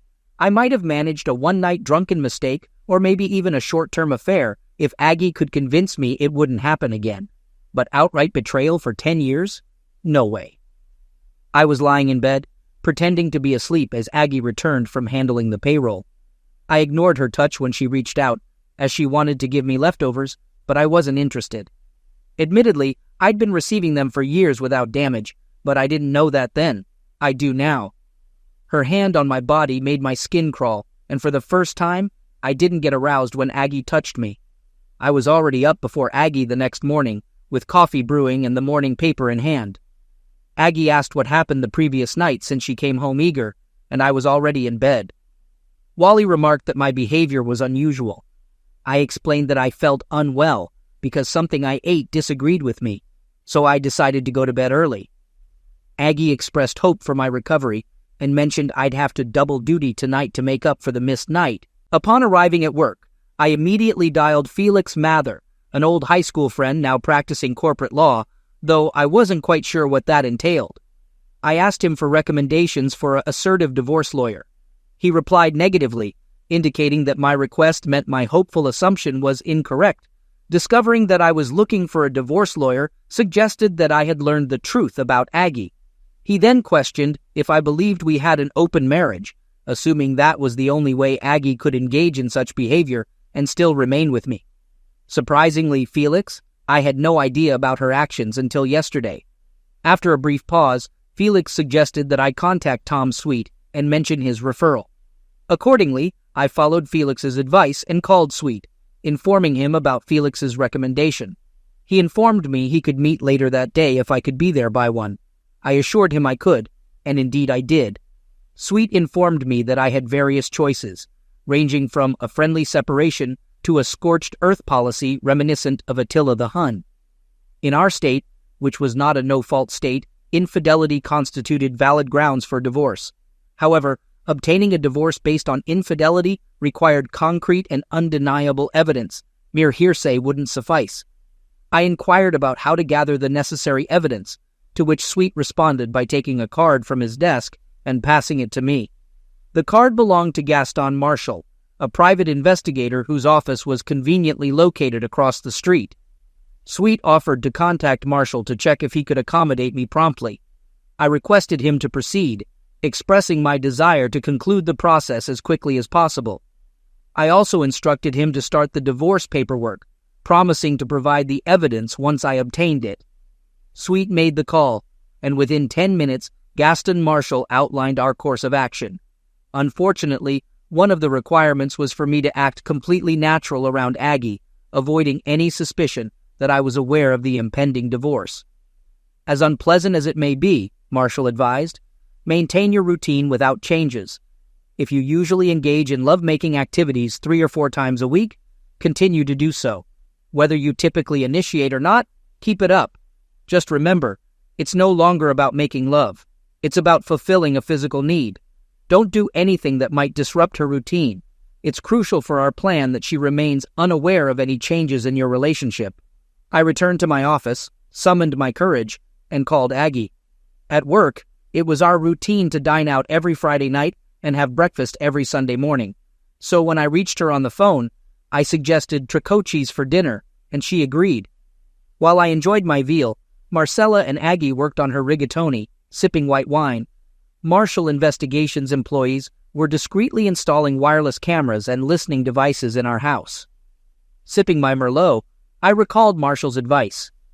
It's natural to want to spot hidden cameras, but resist the urge. If she catches you, Our efforts could be wasted. Also, force yourself to act natural in the bedroom, challenging unless you're a born exhibitionist. The system is sound and motion activated. You'll be on camera, knowing some employees may see you. Don't let it inhibit you. Although there's a switch to turn off the system at home, most forget to turn it back on when leaving. My advice: leave the system alone and pretend you're a confident star at work. After dinner, while making a private video, I suggested drinks and maybe some dancing to Aggie. She declined, insisting we head home for me to make up for letting her down the previous night. On the way home, she slid over, unzipped my pants, and cautioned, "Drive carefully, sweetie. Don't hit anything that might make me bite off your meat." In my mind, what she was doing wasn't unique for me, but something she had done with 100 other men over the last 10 years. Despite my disgust with Aggie, human nature took over a couple of minutes into the act, and my body responded, wanting her to continue and bring me to completion. Soon after, I pulled into our driveway, and Aggie urged me to hurry up to the bedroom. I couldn't adhere to Marshall's advice. There was no way I could act natural, knowing I might be performing for an audience. Trying to appear natural while being lovemaking with Aggie was going to be a challenge. So, I went to where I was told the switch would be and turned the system off. Leaving my cell phone on the car seat, I knew it would remind me to reactivate the system when I saw it upon leaving the house. I don't know if it registered with Aggie, but that night, it wasn't making love. It was just going through the motions. Unfortunately, once wasn't enough, and I had to perform 2 more times before Aggie let me sleep. The next morning, dressed for my run, Aggie reminded me she wouldn't be home when I returned, attributing it to a lengthy hair appointment from 9 a.m. to 2 p.m. Aggie mentioned gossiping with other regulars and usually going to lunch with them. It could even be the truth. But after what I'd recently found out, I thought she probably met one of her extramarital partners either before or after getting her hair done. On my way out, I switched the system back on. I doubted anything would happen during my run, but I needed to form the habit of ensuring the system was active when I wasn't home. The switch only deactivated the cameras. The listening devices and phone tap were always on. After my usual 5 miles, returning home, I went down into the basement and opened the cabinet above my workbench. It's where I told Marshall to place the recorders. 2 receivers were inside, one for listening devices and the phone tap, the other a DVD recorder receiving input from the wireless cameras. Confirming my suspicions, I heard a recorded conversation. "Hello? Good morning, lover. Are we still on for today?" "You bet. The wife took the kids to the zoo, so we have until 6 tonight. You know I can't stay that long. I need to be home by 2. Any later and it might get Rob to wondering. He has already questioned the fact that I don't get home until 2. Then skip the hair job and get over here so we can make it happen." "Yeah, sure. Then what do I tell Rob when he asks why I've been gone so long and my hair hasn't been done?" "I want more time with you 2, baby, but we have to settle for what we can get." I recognized the man's voice. It was my cousin Lou. I was furious when I went back upstairs, wondering how many other relatives she had been involved with. I managed to control my anger by the time Aggie returned from her hair appointment. An hour later, I faked a fall down the basement stairs, telling Aggie I'd hurt my back. Must have pulled a muscle or something. This conveniently excused me from being lovemaking with her for the next couple of days at least. On Monday, I phoned Aggie at work and informed her that I would be leaving town on Tuesday, returning by Friday to take her out to dinner. Although there was no actual trip planned, I didn't view it as 3 wasted days. On average, I traveled once a month, and Aggie was consistently home during my nightly check and phone call. Since my calls occurred at irregular times, ranging from 7 to 10, I doubted she waited for them before going out. If she were cheating, as I'd been led to believe, she might be doing it on our bed while I spoke to her. That was my hope. If she was, and the cameras captured it, I'd have the irrefutable proof my attorney needed for the divorce action. That evening, Aggie desired closeness, stating, "I need something to hold me for the 3 nights you will be gone." "Yeah, right." Fortunately, my back was still hurting, so I had to decline. On Tuesday morning, Aggie bid me farewell with a kiss and suitcase in hand. I left for my supposed business trip, working almost a full day before leaving at 3. I drove to our neighborhood, parked a block from the house, and using my laptop, entered a code Marshall had given me to activate the software he loaded onto my computer. A few keystrokes, and I was listening to the phone line recorder. "Hello? Hey, handsome honk, it's me. What's up? Hubby just left on a 3-day trip. You ready to spend 3 fun-filled nights with me? Does a duck walk barefoot on the beach? I'll take that as a yes. I leave it to you to call Tony. I've got to get out of here and get to work.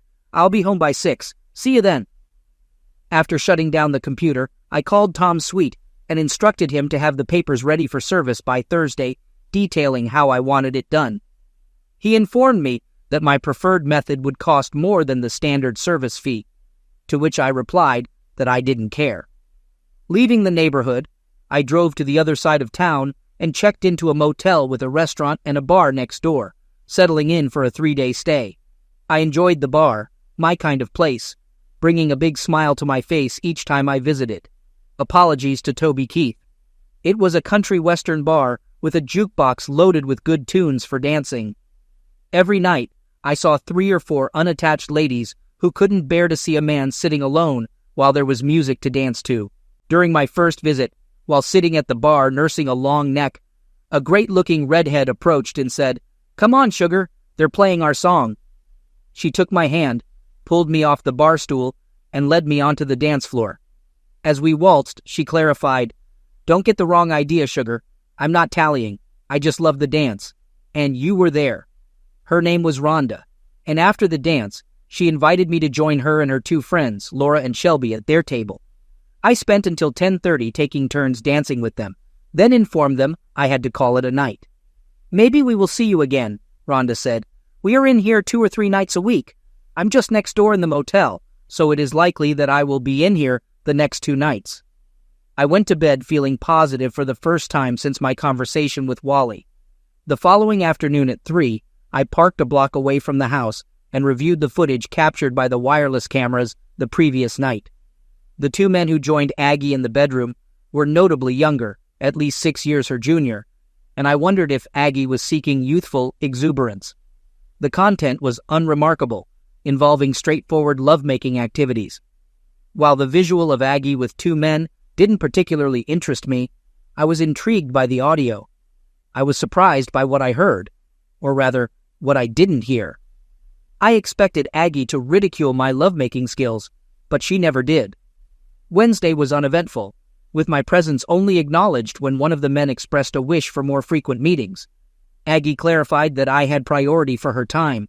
However, I overheard Aggie telling them to leave the house by 6 in the morning on both Wednesday and Thursday. She emphasized the importance of avoiding being seen by the neighbors, as none of them were early risers. They left precisely at 6, and I assumed the same would occur on Friday. I called my attorney and had him change the serving of the papers until Friday at 5:45. Friday morning, I parked just down the street from the house at 5:55. When the front door opened, the 2 men came out. They turned to say goodbye to Aggie, who was standing just inside the door. And that is when they saw the man standing just off to the side. He stepped in front of the open door, served Aggie, and then turned and walked away, leaving Aggie and her 2 companions looking at his back. I pulled up in front of the house and honked the horn to make sure that I had Aggie's attention, and then I waved bye-bye and drove off. The papers served on Aggie were a letter from me to her. Basically, it said that I never wanted to speak to her again unless in the presence of our attorneys. I didn't want to know why. I didn't want to hear that she loved only me, and it was just meaningless closeness with the others. I didn't want to hear that it wasn't what I thought it was, and I didn't want to hear that we could get by it because of our love for each other. I did not want to hear any of the excuses cheaters come up with when caught. Of course, Aggie paid no attention to the letter, and 15 minutes after I had pulled away from the house, my cell rang, and it was Aggie. I let it go to voicemail, along with the next 7 calls from her. When I got to work, I told my secretary that I had left Aggie and not to put through any calls from her. I had another thought as I was opening my office door, and I turned back to her. "Another thing, Martha. If she shows up here, please tell her that I'm not here. Tell her I've gone to meet with a customer." Martha stuck her head in the door. 5 minutes later, I talked to Iris on the front desk. "If your wife shows up, she will call me and stall her to give you time to get out the side door. You can go to the cafe and have coffee until she leaves." I thanked her, and as she went back to her desk, I thought, and not for the first time, that a good secretary is a priceless thing to have. Aggie called me 17 times that day, and I ignored all the calls. At lunchtime, I phoned my dad and brother, updating them on the situation. I instructed Dad to inform Mom and asked her not to persuade me to reconcile with Aggie. He mentioned it would be challenging, since Mom viewed Aggie as the daughter she never had. By the day's end, I still had some pending work. Since there was no rush to go home, I opted to stay and finish it by 5. Martha informed me before leaving. "By the way, your wife called 5 times before noon, and each time I told her I had instructions not to put her through to you. I think she finally got the message since she hasn't called since I finished around 7. Upon reaching the lobby, Iris was gone. Hank, our night watchman, saw me and commented, "Hot time on the town tonight with the missus. Why would you think that she is out there waiting on you?" I clarified, "We are getting a divorce, Hank, and she wants to talk, and I don't." I instructed him not to open the door if she knocked, and if she used the intercom, to say he was alone in the building. I added that my car was in the lot due to a breakdown, and a tow truck would arrive in the morning. Hank assured me he could handle it, expressing sympathy for the situation, and sharing he had been through 2 divorces.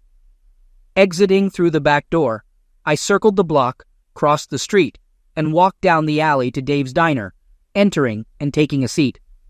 I positioned myself to observe Aggie waiting by my car, ordered the special, and kept an eye on her while eating. Halfway through dessert, she approached the building and pressed the call button on the intercom. Apparently, Hank conveyed my message as she returned to her car and left. After finishing dessert and having one more cup of coffee, I departed. I briefly stopped in the bar for a couple of beers. Despite a few ladies there alone, hoping for a dance partner, I had my 2 beers and left. Saturday morning proved busy as I attended to tasks I should have completed before serving Aggie. I just hoped I wasn't too late, and she hadn't taken action on what I should have done. I went to the bank and emptied all the accounts, retrieved my personal papers and certificates of deposit from the safe deposit box, leaving Aggie's belongings untouched. I removed my wedding ring, placing it in the box for her discovery. Afterward, I had breakfast at the Waffle House, using my cell phone to handle the credit cards. I canceled both joint cards, leaving me with a Visa and an American Express solely in my name. Aggie also had 2 cards in her name only. Thus, I ensured she couldn't run up joint cards with cash advances. After breakfast, I returned to the motel, parked my car, and called a cab to take me to the nearest Avis rental place. Renting the cheapest car available, I returned to the motel. I spent the afternoon lounging by the motel pool and reading a book. Just before dinner, I switched on my cell phone, finding 9 messages from Aggie. I cleared them and then turned the phone back off. For dinner, I had a light meal and then headed to the bar, which had a live band on Friday and Saturday, attracting a large crowd. Finding a seat at the bar, I ordered a beer. As I downed about half of it, I felt a tug on my shirt. Turning, I saw Rhonda. "Hey, cowboy, why are you sitting here when there is a seat at our table for you? To be honest, if I had seen you, I wouldn't have intruded on you. It would have seemed like I was taking things for granted." "Nonsense, come on." I got up and followed her to her table, where Laura and Shelby were also present. I sat down, greeted the girls, and then commented, "There seems to be something wrong with this picture. 3 beautiful women sitting alone and you aren't swamped with guys.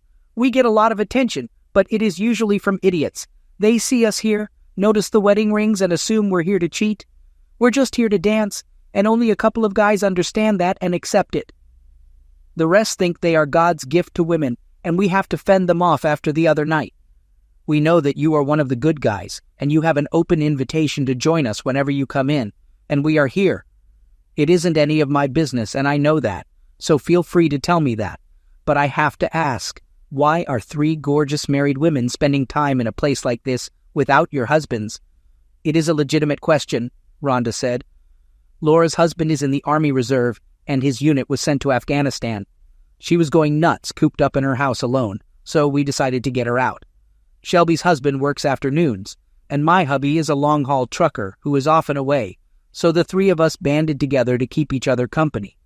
We love to dance, and here we are. What's your story?" I noticed you had a ring on last time we saw you, and now it is gone. I handed my wife divorce papers yesterday morning and left the ring where she'd find it.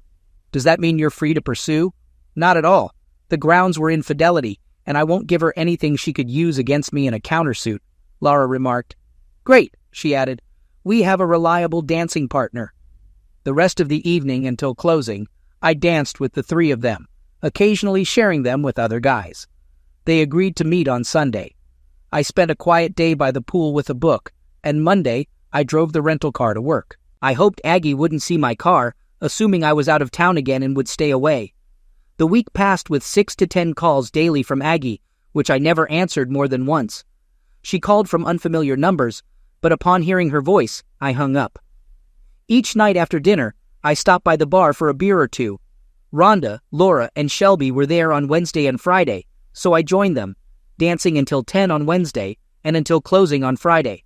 I figured by Saturday, Aggie would realize I wasn't going to talk to her, so I turned in my rental and drove my car to work on Monday. A mistake. Monday, she was parked next to my car when I left the building. Spotting me, she got out and stood by my car's driver's side door. She mentioned that we needed to talk, but I didn't respond. As I approached the car, she moved to block the door, insisting that I let her explain.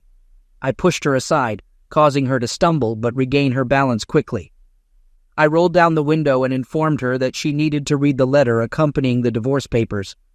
I asserted that I wouldn't engage in any conversation without my attorney present, and that any discussion would strictly concern the divorce.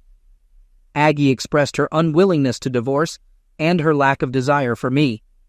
I reiterated that our relationship was over and that she needed to accept it because I wouldn't change my mind. After rolling up the window, I drove away, leaving her behind. Aggie's refusal to accept my decision became apparent when I left work on Tuesday. 2 men approached my car and grabbed my arms. I recognized them as the individuals who had been with Aggie in our bedroom. One of them warned me not to resist, stating that Aggie wanted to talk, and since I was being difficult, they would take me to her by any means necessary. Though only a few years older, they must have thought me soft due to my suit and briefcase. I figured I could handle them. They wouldn't expect an old guy to resist, so I could catch them off guard. Either way, the commotion would draw attention, and their kidnapping plan would fail. But then I pondered, do I truly desire this? If Aggie was willing to go to such lengths just to reach Octomy, what might she attempt next? If I sent these two back to her battered and bruised? They nudged me into my car, and I sat between them, a briefcase on my lap, as they drove to the house. They escorted me inside, and Aggie instructed them to seat me in a chair and ensure I remained there. She turned to me and announced that we wouldn't be getting a divorce. As I attempted to rise from the chair, the 2 men pushed me back down and restrained me. One of them warned me to stay still. Aggie declared that we would remain married, but that there would be changes in our lifestyle due to her medical issue, which I had discovered. She expressed regret that I had found out about it, but insisted that I had to accept it, now that I knew. She then confessed her love for me, asserting that she wouldn't let me go. She revealed that her medical issue was nymphomania, which she had suffered from since high school. Aggie attributed the onset of her condition to when I took her pureness. I dismissed her statement, suggesting that there were medications available to address her condition. She acknowledged that such medications existed, but explained that she had tried them all. She found them ineffective as they made her feel sluggish and dull, likening the experience to being a zombie. Despite this, she admitted that she enjoyed being a nymphomaniac and emphasized her love for closeness, asserting that she hardly ever left me alone. She argued that her actions didn't damage me and that she spoiled me. Aggie reasoned that since I couldn't maintain arousal constantly, she needed to seek it elsewhere, and assured me that she always returned to me because she loved me. She outlined her terms, explaining that she had drafted a post-nuptial agreement, allowing her to have as many lovers as necessary for her mental well-being. She proposed that I agree to leave the marriage with nothing if I later found the conditions unacceptable. In return, she asked what she would receive besides having a promiscuous wife. I responded by assuring her that she would continue to have the same loving wife she had for the past 6 years. I reminded her that she had considered those years perfect despite my actions, which were now causing an issue. I suggested that the only change was that my ego was now involved, as someone else was involved in something I had previously considered mine alone. I urged her to accept that our life would continue as it had for the last 6 years. Aggie emphasized that my inability to meet her physical needs didn't mean I wasn't man enough for her. She praised me as a fantastic lover who always left her completely satisfied. However, she acknowledged that I couldn't satisfy her as often as she needed. I addressed her by her full name, aware of her aversion to it. Reluctantly agreeing to sign the agreement with a few amendments, I voiced my concerns about our lack of closeness and expressed my need for her presence in our bed. Despite my plea and reassurance of my love for her, she seemed unwavering in her stance. With a heavy heart, I accepted her offer to make the necessary changes, hoping it might salvage some of our crumbling relationship. As I attempted to rise from my chair, the 2 men accompanying her obstructed my path, leaving me feeling trapped and powerless. When I mentioned needing to use the bathroom, one of them callously suggested I relieve myself where I sat, citing Aggie's directive to keep me seated until further notice. Aggie returned after 5 minutes, read the document aloud, and I asked where to sign. She offered a pen, but I mentioned her associates preventing me from standing and instructed them to stand. Rising, I approached her, placed my briefcase on the table, and took the pen.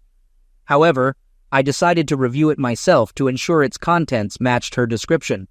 After reading it, I chuckled, tore it up, and tossed it back at her. I grabbed my briefcase and headed for the door. Aggie yelled to stop me, and her 2 associates pursued. As they neared, I swiftly turned toward them with my briefcase, targeting the first guy's head. It was a solid hit, sending him down. The second guy was taken off guard, and I punched him in the mouth, causing him to stagger backward. Then, I delivered a forceful kick to his groin, and he collapsed. Understanding the need to keep them subdued in a 2-against-1 scenario, I continued to strike both of them. I alternated between kicking them in sensitive areas and striking their ribs and head until Aggie screamed for me to stop or she'd shoot. Glancing at her, I noticed she was aiming a weapon at me. Defiantly, I challenged her to shoot.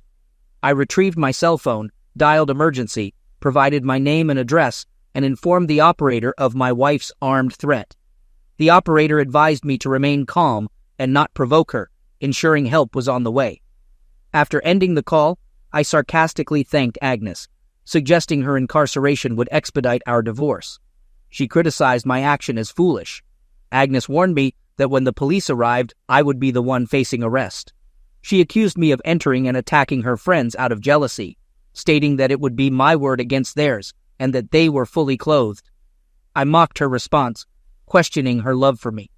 She assured me not to worry. I countered by stating that I would bail out and that Barry and Tony wouldn't press charges.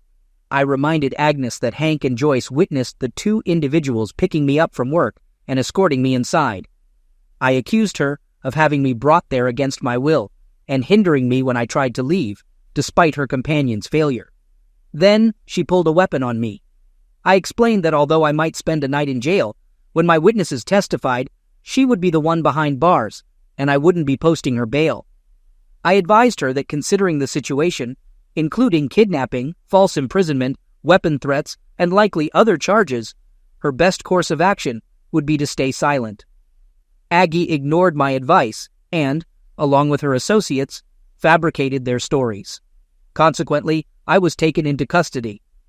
The next morning, I called Tom Sweet, briefed him on the situation, and instructed him to collaborate with Gaston Marshall, obtain the evidence, and take appropriate action. Aggie realized she couldn't bail me out until I appeared before a judge, which wouldn't occur until Monday. Tom had a friend who worked as an assistant district attorney. He showed him the tapes of what happened at the house, which depicted Barry and Tony restraining me while Aggie aimed a weapon at me. The ADA overheard Aggie admitting she planned to lie and have her 2 accomplices do the same. When Aggie showed up at the courthouse for my bail hearing on Monday morning, she got arrested. Warrants were issued for Barry and Tony, and they were behind bars by nightfall. I refused to post bail for Aggie, and her parents couldn't come up with the money either. Aggie obtained a lawyer who contacted me and suggested a bail bondsman wanted me to use the house as collateral for her bond. I dismissed the suggestion and hung up. I checked out of the motel and moved back home, then had all the locks changed since Aggie had threatened me with a weapon. Tom managed to get a restraining order against Aggie in case she somehow got out of jail. She couldn't come within 1,000 feet of me without facing arrest and being sent back to jail.